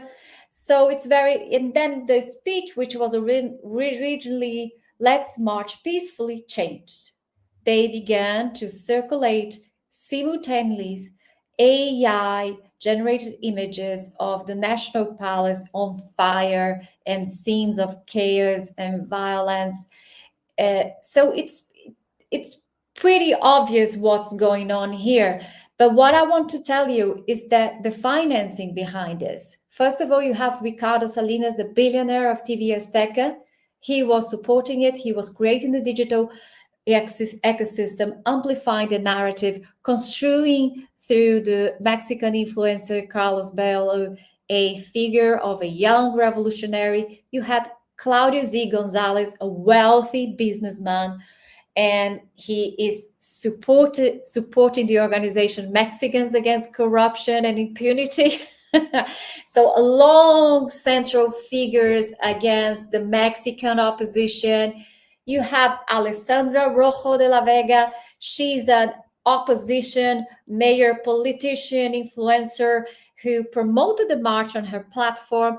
And what's more, you have the Atlas Network, a US-based global network of libertarian think tanks that has supported campaigns against all progressive governments in Latin America, including Mexico, Brazil, and many others. And the list is large. You have Javier Neri, Spanish far-right media figure aligned to the far right in Latin America. And you have, do you know who else you have? You have Bolsonaro, expert on boats and digital media, prompting the whole movement. Yes. And you have Eduardo Menoni, a Venezuelan journalist based where? Miami, of course. He's known for his anti-left, anti-communist. He's obsessed with anti-communist campaigns. And you have a huge amount of money putting in. Miguel Ángel Alorza, it was estimated that he put in 6 weeks, $5 million into a recent campaign. So what we have here in this body of analysis, the data, the undeniable data, this is not a march of Mexican youth. It's not spontaneous. It's not citizen mobilization. It's a international and national elite coordination protest. And we have a name for that here in South America. It's called coup d'etat. Coup d'etat in slow motion. And it was the exactly same modus operandi in 2013 in Brazil. In Brazil, we had American think tanks supporting Brazilian think tanks to topple Dilma Rousseff through a parliamentary coup, in jailing Lula and prompting the rise of Bolsonaro. And always those very diffuse demands: insecurity, violence, drug trafficking, corruption, impunity, and justice for Amati. And they have a focus on electoral force. So what we're seeing here is an attempt coup d'etat in American interventionism in the form of a color revolution. Ammar, our question to you. Before that, though, I'm sorry. Before that, should we look at Claudia Sheinbaum's response? Yeah. Claudia Sheinbaum came in public and said, Trump called me and asked if we want help with military intervention in Mexico. And as this failed, they start a color revolution. Let's hear Claudia Sheinbaum. But this is in Spanish. I don't know if it's in English as well. Yeah, I think you need to. Estados Unidos. I think you can see the subtitles. I don't know if you can see the subtitles. Con una intervención se llevó la mitad del territorio. Lo he mencionado muchas veces en las pláticas que he tenido con el presidente Trump, telefónicas. Él ha sugerido en varias ocasiones, o ha dicho. He has repeatedly offered U.S. military intervention in Mexico, or whatever we need to combat criminal groups. But I've told him every time podemos colaborar, que nos pueden ayudar con información que ellos tengan, pero que nosotros operamos en nuestro territorio, que nosotros no aceptamos una intervención de ningún gobierno. From any foreign government. Okay, cool. You can make it up. More clear textbook. As a military intervention in South America failed, they appealed for think tanks masked as popular revolutions, young people revolting, exactly the same format 2013 in Brazil. Ammar, can you explain to us the color revolution, the elements, the history of it? Well, I think what you've explained is just incredible. I mean, this amount of money, the kind of coordination, the vile attempts to roll back the democratic gains of the people, and always in the garb of some kind of anti-authoritarianism, this kind of terrible term that I'll come back to in a second. But what, color revolution is a very recent late 20th century phenomenon. But one thing that has to be made clear to anybody interested in understanding the history of modern capitalism is that the political form of capitalism is not liberalism, it's not even conservatism. Fundamentally at its heart is the idea of counter-revolution, rolling back the efforts of those who are willing to expand democratic rights, who are willing to implement the declarations of the Haitian Revolution, the French Revolution, the revolts of 1848. It can take the form of military dictatorship, it can take the form of liberalism, it can take the form of women's rights, it can take the form of human rights. All of these forms, beneath them is this idea that we must wipe out any threat to the reproduction of the commodity form, the reproduction of capitalism. This is at the core of politics within capitalism. And this we've seen throughout the 19th century. I mean, the optimism of the Communist Manifesto of 1848 stemmed from this big movement, that was erupting across Europe. And what happened to that movement? It was a counter-revolution, a Europe-wide, continental-wide counter-revolution, which kind of triumphed one by one, in which governments who were selling this kind of narrative of patriotism started colliding with foreign elements to oppose their own revolutionary masses. It happened in France. It happened most famously during the Paris Commune, when the Parisian elites sided with the hated Germans to defeat the Paris Commune, their own people who were defending, who wanted to defend French sovereignty. This happened with the Soviet Union after the Russian Revolution. Like right after 1917, you had 14 countries invade, help with the invasion of Russia, of the Soviet Union. And they did so in the name of bringing some kind of democracy to Russia, to a country that had the Tsar before Lenin. So it wasn't really about democracy. It was literally about installing the counter-revolutionary white regime, the whites as they were called back then, who were, psychotic people. If we ever get into Russian history, the kinds of people the Americans, the British, the French have supported in the crusade against revolutionaries or in their crusade, anti-communist crusades, it's horrific. Same with how they supported Chiang Kai-shek in the 1930s in China, when he was massacring people left, right, and center. The same with Japan as it was destroying sovereignty. And then this policy continued after the Second World War. Everywhere where there was an attempt to increase the democratic capacity of the people to decide their own path, we saw a counter-revolution. We saw, at times it was through the preferred methods, always military coups, but there's always a combination. The most famous, of course, is Chile, where you have, 1973. Before that, all of these things were done. The regime, the economy was destroyed. Nixon said, make the economy scream, the Chilean economy. So there were these shortages created through a strike by capitalists. It was capital on strike, basically, that created shortages in the economy and paved the way for Pinochet's coup that destroyed the country. In our part of the world, would you imagine when we had a revolution in Afghanistan and there was very real possibility of left-wing governments in Pakistan, the counter-revolution took the form of supporting jihad, of supporting Sharia. It was the CIA that was saying that the Soviet Union is against the cultural norms of this region. So to protect the cultural norms of this region, the region that had risen against the West, that was now had socialist governments in both Islamabad and Kabul in the 70s. This region, to preserve its traditions, will only be preserved through people like Osama bin Laden, who were CIA agents who were brought into our region as part of the counter-revolution. Later in the 90s, the color revolution, of course, comes from the kinds of revolts that they orchestrated. First, of course, in the Soviet Union. And, there's my friend Pavel has written an excellent piece on how, even the destruction of the Soviet Union was also a coup d'etat. It was a counter-revolution by the end of it. There were genuine concerns that people had, but we now have so much evidence.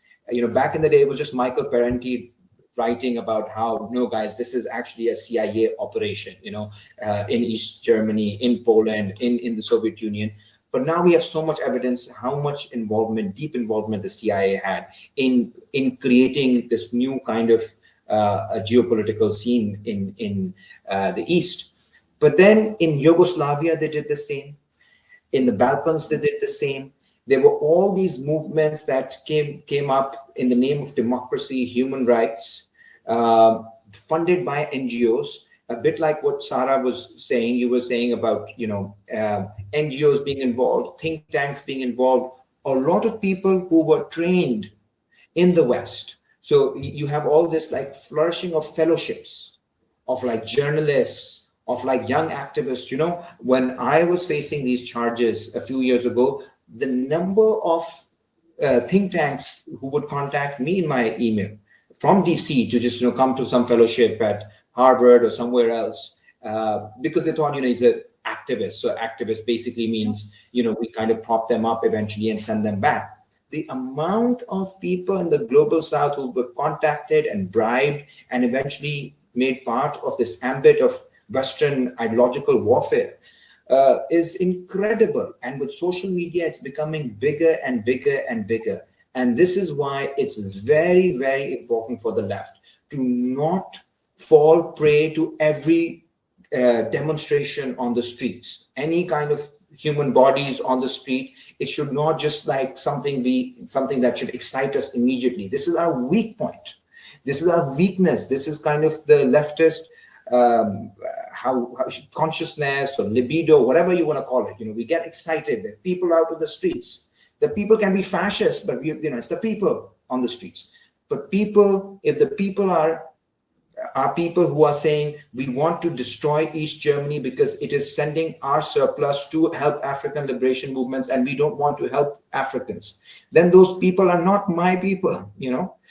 Same with Chile. If there are people who are supporting who are out there supporting coup d'etat, or in Mexico, people supporting coup d'etat, or people in the Soviet Union who were on the side of the whites. Those are human beings, and at a broad level, every human being should be respected. But these are counter-revolutionaries. So while it's important to stand with insurgencies, left-wing insurgencies of indigenous people, of women, of students, of workers, it is also equally important to stand with the revolutionary states when people have gained power, and when the CIA is manipulating the situation by using leftist tropes of people's revolt and people coming out and women's rights and democracy, all these words that have been used to impose the worst tragedies on our people. Iraq destroyed in the name of democracy and human rights. Libya destroyed. Afghanistan destroyed. Syria destroyed. Or this is a machine of destruction at this point, US empire, and it doesn't do it in the name of some kind of old school colonialism of civilization or whatever. it does it in the name of human rights, of democracy, of women's rights, of participation, of accountability, of anti-corruption. These are buzzwords that the counter-revolutionary machine has completely weaponized. And too many leftists, they fall for it again and again and again. And we must be very clear that every word is a weapon in the battlefield. And it is being used by all sides. And if we're not careful, if we don't have the discerning power to see how this word is playing out within the balance of forces that exist at a particular conjuncture, then we will start seeing heroes as villains and villains as heroes. And this is the inverted reality that the ideological apparatus of the empire wants to sell to our people. You touched a point which I think it's absolutely a brilliant synthesis that I wasn't aware of it in such a conscious terms, which is the core of capitalism being the counter-revolution. This is so important to understand that. But I think we have now a provocation to you. We have another point in the left. In Brazil, we have the revolutionary left, and you always have social democrats saying, being part of the narrative of the counter-revolution. Maybe it's what you're talking about, right? This comes in Germany. You have the revolutionary Rosa Luxemburg, Karl Liebknecht, and then you have the SPD, the social democrats, saying revolution is not possible, revolution. And the same thing we have in Brazil. We have Lula, which is a brilliant mind, a brilliant leader, but is what we would say social democrat, that not necessarily helping revolutionary movements. So tell me the role about the social democracy in Pakistan, in Asia. Do you think there is the same phenomena there? It is. I mean, by very definition, these are what we've termed vacillating elements. They go back and forth. These are broad coalitions. This is why it is very important for the revolutionary left to never dissolve itself for popularity, right? So if you become the social democrat or being part of a coalition which is broad is always very important, because politics often happens in coalitions. From our own perspective, which is the left-wing perspective, the February Revolution in 1917 was pretty much a liberal revolution, but totally supported by Lenin and the Bolsheviks, and they were part of the coalition initially, and they supported that. But Lenin was very clear that this will eventually lead to a point where everybody will have to choose between moving it further, which would mean deepening the revolution, or moving towards the other direction, which is counter-revolution. And interestingly, that independent position of the Bolsheviks proved to be correct within like 7-8 months. And by September, October, it was clear that those are the only two options. And many Marxists, including most famously the Mensheviks and the anarchists, they eventually were complete counter-revolutionaries because they were unable to look at that kind of moment as a moment of rupture. Whereas some conservatives eventually joined the Bolsheviks because they thought these are, including some famous generals, because they thought they're defending the sovereignty of Russia against foreign invasion. So things are always open in those moments. So the delicate dialectic is, in February, it was correct to be part of a broad coalition. In October, it was correct to be a hardline leftist and break from the coalition. Political leadership is basically having the foresight to decide what is necessary at that given conjuncture. Is it about maintaining an equilibrium within a broader coalition, a broader umbrella, or is it a moment for escalation? And Lenin was, of course, a master at that. But we also have to learn those techniques based on our own conjunctures. When do we build coalition? Right now, we're building a coalition. We want to be with Imran Khan's party, other parties that are broadly resisting this regime. But because none of them have a concrete anti-imperialist program, we know there will be ruptures in the future. And we should be prepared for that moment. This is not that moment for rupture. This is a moment to work together with people who are jailed, Tomorrow, a moment of rupture will appear as well, and then everybody will have to choose. But we should be the ones leading, the march of history in those decisive moments.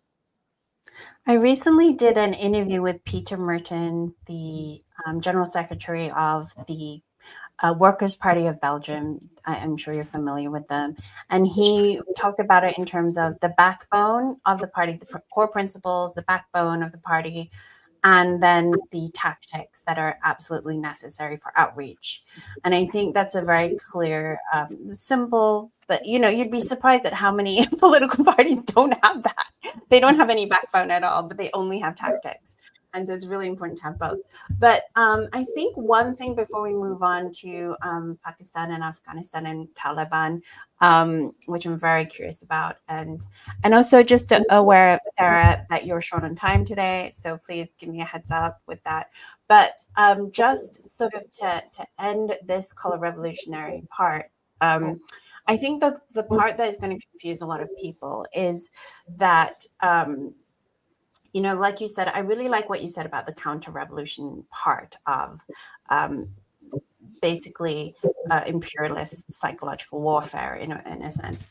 But for people, how does the average person understand when a historical revolutionary moment is happening versus a color revolution? Because like you said rightly, all these buzzwords get used, and we actually care about these things, right? Their co-option. And also I think too, one thing for everyone to realize, because I always get accused of this, is color revolutions do use legitimate gripes, legitimate issues, legitimate concerns. So that's not how you can differentiate them. How does the average person recognize, okay, this is a genuine social movement, genuine revolutionary movement?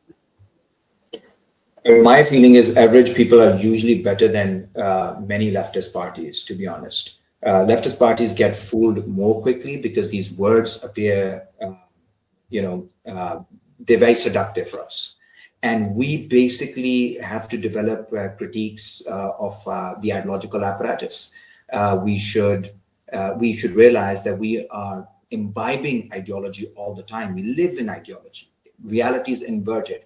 And if we don't do the hard work of cutting through that reality, through reading, through practice, through ideological debates, through history, through theory, but most importantly, through struggles, the fog of ideology will not go away. And if that argument can be made as part of the public education, public and popular education, both for ourselves and for the people, that this is where this particular movement stands in the balance of forces, the people respond. People always responded to Hugo Chavez when there were all these coup attempts, and he went back to the masses again and again, explaining what these demands are, many of which he said are legitimate demands. But this is why these are the constraints on me, and this is why these people are manipulating your desires in order to overthrow the only government that can deliver. This is also true for China, by the way.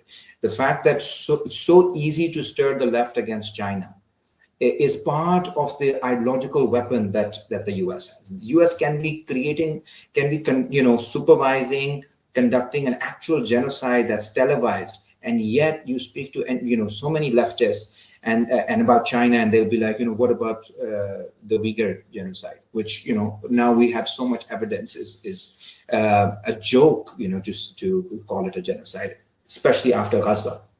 But people, this is a way of always kind of playing on the terrain of the enemy. The enemy is too many times in the contemporary moment. The enemy is setting the terrain for us. The ideological terrain, and we're always being forced to respond by, we condemn this, we condemn Putin's this, we condemn China's action here over here, or we condemn Iran over here. We don't have to do that. And that kind of realization that, look, there are sides in this battle, reality is split, and eventually one can do the postmodern thing of saying, well, they're like infinite fragments, which could also be true at some level. But when you're doing politics always requires a decision. It imposes a decision on you. Either you're with us oh, the right is better in that. Bush said that, you're with us or against us. It's at that time, you have to be partisan. Lenin had to deal with that. Kronstadt, workers were on strike in Kronstadt. Literally, workers were on strike for better wages. That is like our core issue of the left. And he eventually was forced to fire upon these workers. If we don't see the history of what was happening in the background, then Lenin was worse than the Tsar. Tsar would negotiate with workers demanding wage. But in the larger context, this was a strike done by the counter-revolutionaries. It was the one port that they closed so that the Bolshevik fighters, Red Army, could not get the weapons to fight these maniacs of the whites who were wiping out entire villages, doing like anti-Semitic pogroms as well. And in that moment, you needed the port to be open. So it's a terrible decision to make either way. But this is what the decisions that history imposes upon you. Nobody can come out of a real political battle and remain an angel. That desire to be liked by everyone all the time is a debilitating, paralyzing thing that social media promotes in a way. Decisions have a tragic dimension. All authentic decisions have a tragic dimension.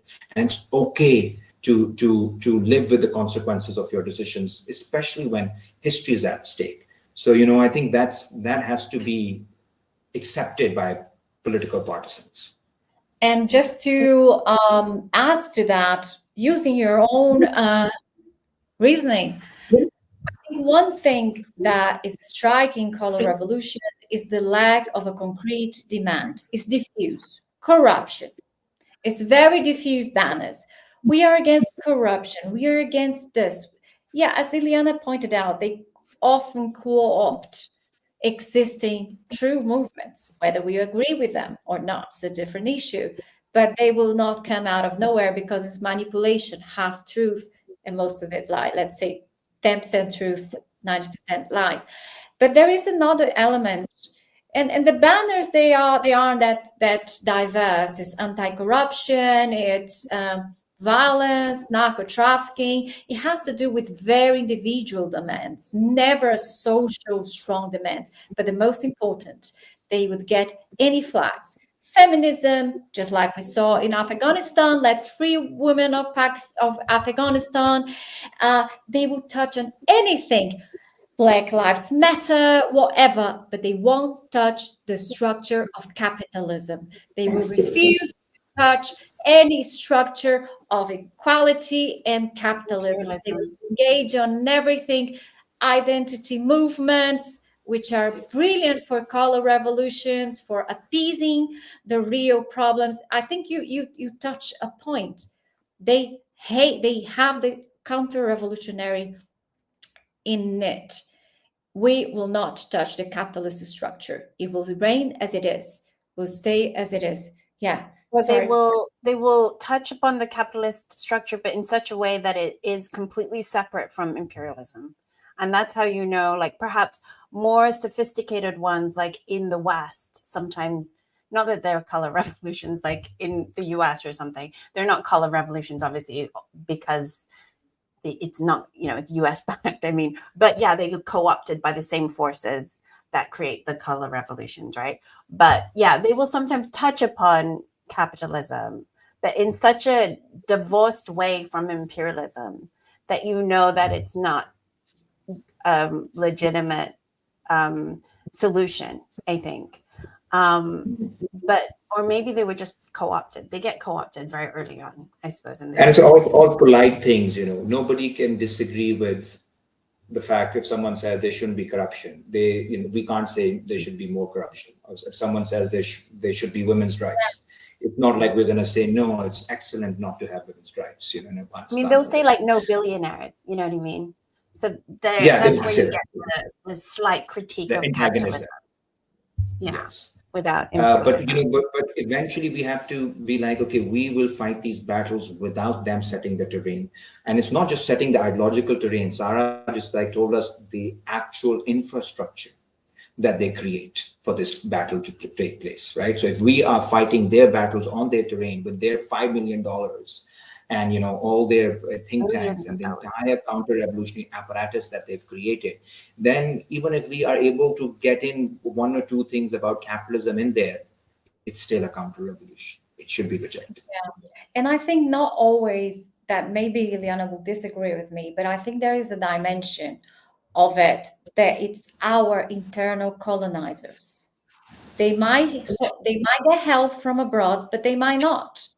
We have our own internal capitalist colonizers go with a banner in Brazil and say we want an agrar reform, which is the most crucial and important element for Brazil, which is a land of continental dimensions, where you have people owning land as big as Belgium.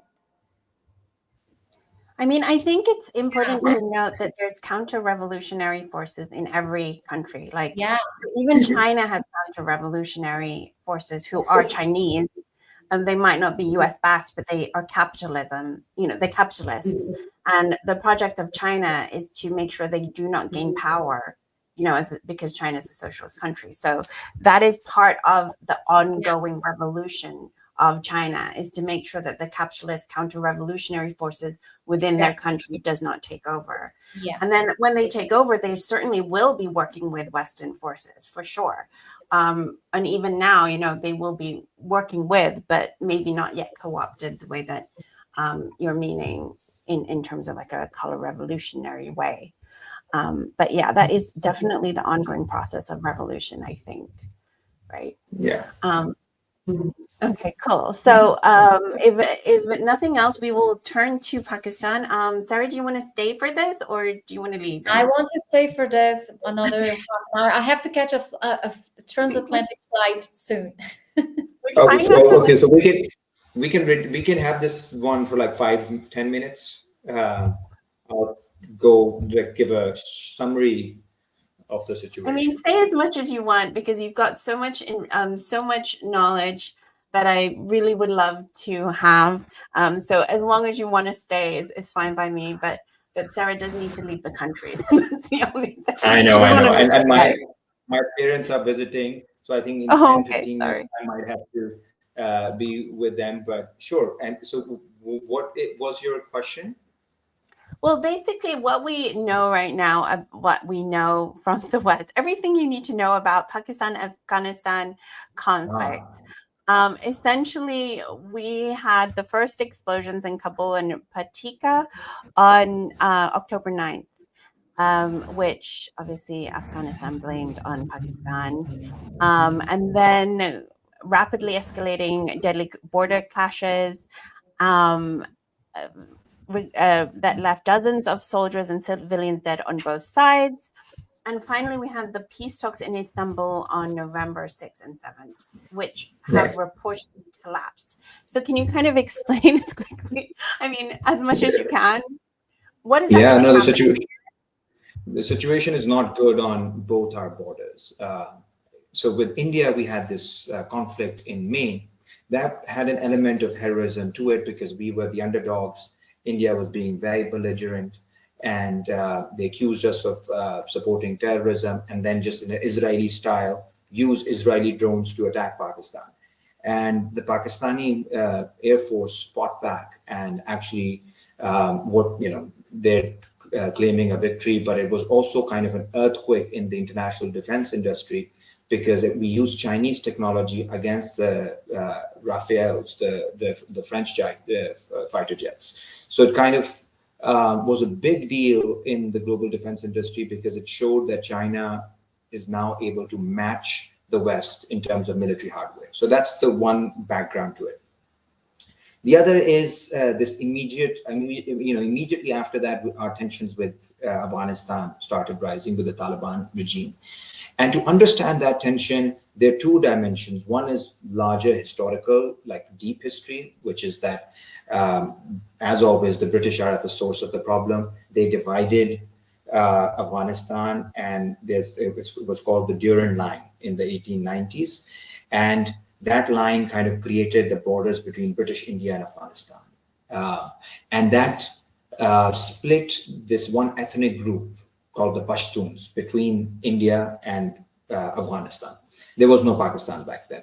In 47, Pakistan is formed, and that part becomes Pakistan, and Afghanistan claims that that's actually our part. So there's that tension, territorial dispute that begins in 47, 48, and we have tensions throughout the 50s, 60s, 70s.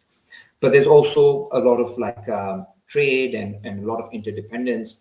Things escalate when the socialist government of Pakistan is overthrown in 77. This is Zulfikar Ali Bhutto's government, which was a left-wing anti-imperialist government, friends of Gaddafi and Nasser and all of that broadly global South tradition.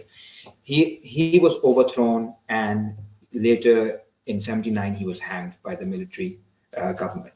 And the military government was backed by the US. In Afghanistan, in the same period, 78, you had the socialist revolution. So Afghanistan, it's hard to imagine now, but it had a socialist government with a woman as the vice president in the 1980s. So this was a society that was on the verge of transformation, but then you had this national security advisor called Brzezinski. He was Jimmy Carter's national security advisor. And he told the president that this is our chance to give the Soviet Union its Vietnam. If we start supporting counter-revolutionary religious groups in Afghanistan through Pakistan, the Soviet Union will be forced to enter Afghanistan. And once it enters Afghanistan, it'll be a quagmire for them. This is exactly what happened. Pakistan, Afghanistan turned into this one large military base for the US, a military camp. And we supported this jihad with good folks like Osama bin Laden and others, with the backing of the CIA. Anyway, that region got destroyed. Eventually, you had a religious government over there with the name Taliban. I won't go too much into the details. But in 2001, you had the overthrow of that government after 9/11 and American involvement, and Pakistan supported that. So first we supported the jihad, then we supported the anti-jihad. So, wherever the dollars were, our military was going in that direction, like, good business people. But the split started occurring in the 2001s and 2010s, which was over logistics. And Pakistan increasingly felt that its territory was being violated. You had NATO supply routes going across Pakistan. And it felt that Blackwater and all these other organizations that were operating in Pakistan. I remember back in 20 years ago when we were growing up in Pakistan, the only white people we would see would be in like black suits with like, all these devices in their ears. And these were like Blackwater and all these other scary looking folks. And Pakistan started developing the strategy of supporting some elements of the Taliban against the US, while also getting money from the US. So there was this kind of, we were harboring the Taliban while also getting money from the US to fight them. We were harboring Osama bin Laden, as you know, he was later killed in a Pakistani city. So this was kind of a very tense scenario throughout 2010s. This is also the time, by the way, when we joined BRI. So we went into the Chinese camp because of these tensions with the US. And this contrast was incredible. With America, you had NATO, destruction as logistics, or logistics as death. And you had China that was trying to build BRI and industry and electrification of the country. So two very different models of development. Anyway, Biden decides to leave Afghanistan in 2021, and the puppet government of Afghanistan falls within weeks, and the Taliban take over power. In Pakistan, our government is removed. Imran Khan's government is removed. Later, he's jailed. And you have the situation where initially it seems like both governments will work fine in Afghanistan and Pakistan. But the Afghan government, as it is led by the Taliban, they have a project that's not limited to Afghanistan, but they wanted to create an Islamicate kind of a movement across Central Asia and South Asia. So Pakistan was part of that broader vision. And instead of improving relations with Pakistan, which had helped it during the 2010s, it kind of starts supporting this movement, which is called the Movement of Taliban in Pakistan. So the kind of a group that was involved in attacking Malala Yousafzai back in the day, the group that's killed school children. So over the last 2 years, we've seen increasing suicide attacks in Pakistan, increasing terrorism. This year was one of the worst years in recent memory.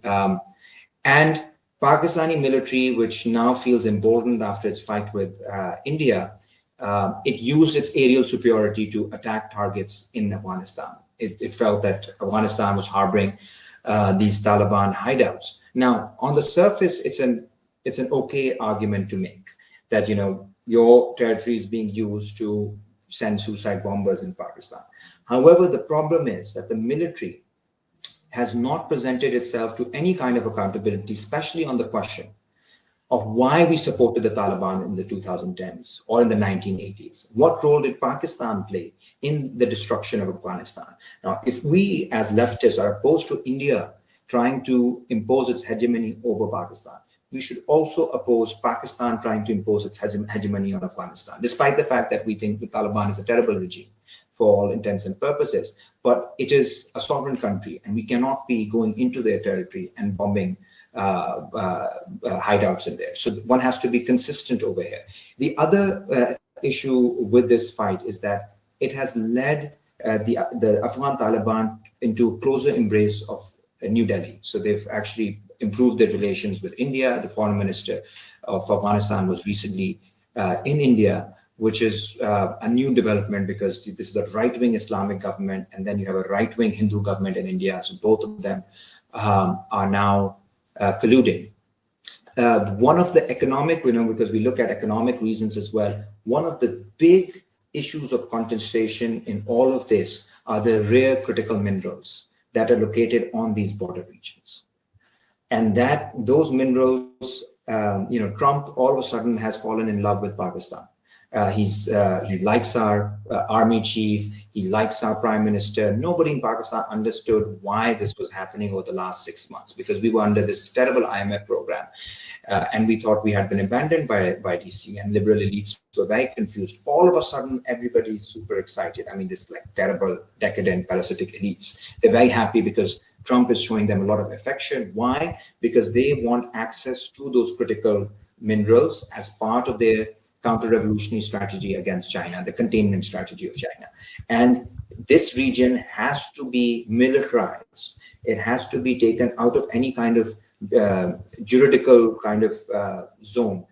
A state of exception has to be created. A warlike situation has to be created so that there's no accountability.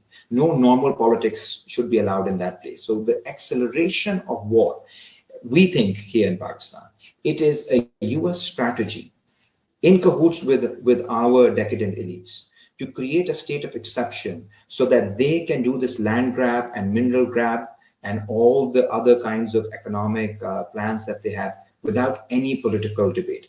This is an attempt to decimate politics and by creating this kind of tension on our borders, there will be no political debate. It will turn into a national security issue, and the US will be able to access these rare earth minerals. So I think it's very important for us to push for an anti-war front, not to let these historically, these civilizations that have historically had very good relations, to fight for as footnotes of US containment strategy against China. And our position is that we should oppose any kind of interference, both from Kabul. They should not support terrorism in Pakistan, but Pakistan should also not take the bait and go deep inside Afghanistan. This will be a disaster for our region, and it will be a gift to Washington. Wow. I have to go, Ileana. I have to catch a flight in a few hours. I'm just going to end with one question, maybe. Thank you, Ammar, for that explanation. That was very, I think that really explained it all to me. But just one question before you leave, Sara, if possible, from our audience, asking about the assumption, as we know, that the U.S. military movement in the Caribbean Sea, so what we've been talking about narco-terrorism is expanding in that region. It's part of Trump's imperialist agenda in that region. Does that mean, and possibly to counter China's influence in Latin America? However, not however, is that true? And also, what will China do to maybe counter US Will they step back from Latin America? I don't know what your thoughts are on this, and we can finish on this from our commentator. What do you think? I mean, Ammar has like experience in Pakistan with Pakistan vacillating. Oh, you asking me? Well, I thought this question was for Ammar. No, Sarah, you were the expert on this. Okay. I don't know that much about the Caribbean. Yeah, I think since the Monroe Doctrine, the US sees Latin America as its backyard. So if you see Southcombe, Laura Richardson, the outrageous statements they do on the Senate, official statements from a US military saying we have to get our foot there. And there's many tactics to get their foot here. One of them is, for instance, to say we are narco-trafficking states and they need American intervention. Claudia Sheinbaum saying, Trump called me and he's offering military intervention. And Latin America is plagued. It's our open veins. It's plagued by military intervention of the US in form of dictatorships in the 70s through CIA, School of Americas, killing people, torturing people, and repressing our democratic movements, our revolutionary movements, and so on. This is not new, but there is a new element to the Trump's escalation in the Caribbean. It's not all more of the same. Trump is branding narco organization as terrorists. This is an upgrade. This is a novelty. This is an unprecedented escalation because by branding narco-terrorism, by creating the brand legally, he wants to establish this legally. So much so that Argentina passed the legislation accepting the terminology narco-terrorism. Paraguay also did this, and Uruguay. Brazil is fighting this in the Congress. The Brazilian far right wants to create on legislation the narco-terrorism as a brand. What is so difficult? What is so dangerous about it? Because it's creating Latin America a new Iraq. It's creating in Latin America a new Afghanistan. Is branding Venezuela a narco-terrorist country and branding Maduro as a narco-terrorist president. This is this is the MAGA strategy for Latin America, and it's legally established. Trump enacted executive orders to brand narco organizations as terrorism.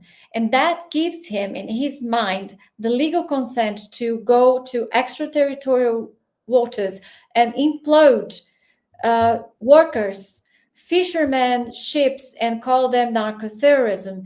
It's a very deceitful, farcical way to expand and exert their violent use of force, lethal force control in Latin America, branding us narco-terrorism. I mean, I guess the question is how much of this strategy is being used to decrease China's influence in the region. Well, I would just say, go ahead. It has an element of war on China because China is slowly gaining ground in South America, slowly implementing deals, slowly implement infrastructure, something that an US influence has been brutally diminishing here. In Brazil, we fought the Trump's tariff. We had increased our diversity on deals that our economy grew and had a record despite Trump's tariff. And yesterday, Trump, we're no longer tariffing Brazil because in the end of the day, it's worse for the Americas than it is for Brazil. So China does play a role in that because the world is changing. But it's not only about China. It's a historical way of dealing with Latin America. And yes, China is gaining terrain and the multipolar world is arising. Brazil is making deals with other countries. Maybe there is a new world order surging, and now the US gets more violent than ever. I would say so, and I think you have Iran, China supporting in a way Venezuela. So I think there are those elements of international. Yeah, there's definitely a calculation that, like Ammar had said earlier, that China really is creating this alternative, and also the inability for empire to constrain the entire global south. It's China is making these cracks and opportunities there. In terms of what China will do in regards to this US move, I think again we can sort of like harken back to what Ammar just said about like China will not impose their will on other countries. So if the country itself does not have the internal political will to sort of like move towards like a multipolar world, then China is not going to intervene in that. So that's kind of the issue with, I guess, when people are thinking, oh, this is a chessboard and US or China is winning, that, you know, China is not really playing the same game as the US, right? So I think, yeah, I think that's really the answer. China will sort of like, you know, they've already put in their programs. There's a lot of different avenues. It's up to the countries in whatever region in the world to actually follow through with those programs and agreements and opportunities. China's not going to impose their will. So if Latin America gets quote unquote captured by the US, which, you know, in terms of Venezuela, I don't see that as a likelihood. But if they do, then that is, of course, their own internal struggle. So anyway, so I think we have exhausted all our questions, Ammar and Sara. I don't think we have exhausted our questions, but we have exhausted all the time. And Ammar, thank you for this brilliant interview that you granted to us. And thank you for inviting me. Your friend. You were really brilliant. We should do more of this, and we'll invite you to some discussions with Pakistani comrades as well, and maybe, you know, have a discussion around that. So we need more and more global solidarity, global South conversations, you know, and you guys are doing a fantastic job with. And I watched the Comrade Merton, your interview discussion with Comrade Mertens. So the PTB leader, which is fantastic. We learned a lot. So look forward to, you know, more episodes and maybe joining you from you know, time to time. Thank you so much. We really appreciate this. And thank you all the audience for watching, and hopefully you learned a lot too. We'll see you next week. Thank you. Take care. Bye-bye. Bye.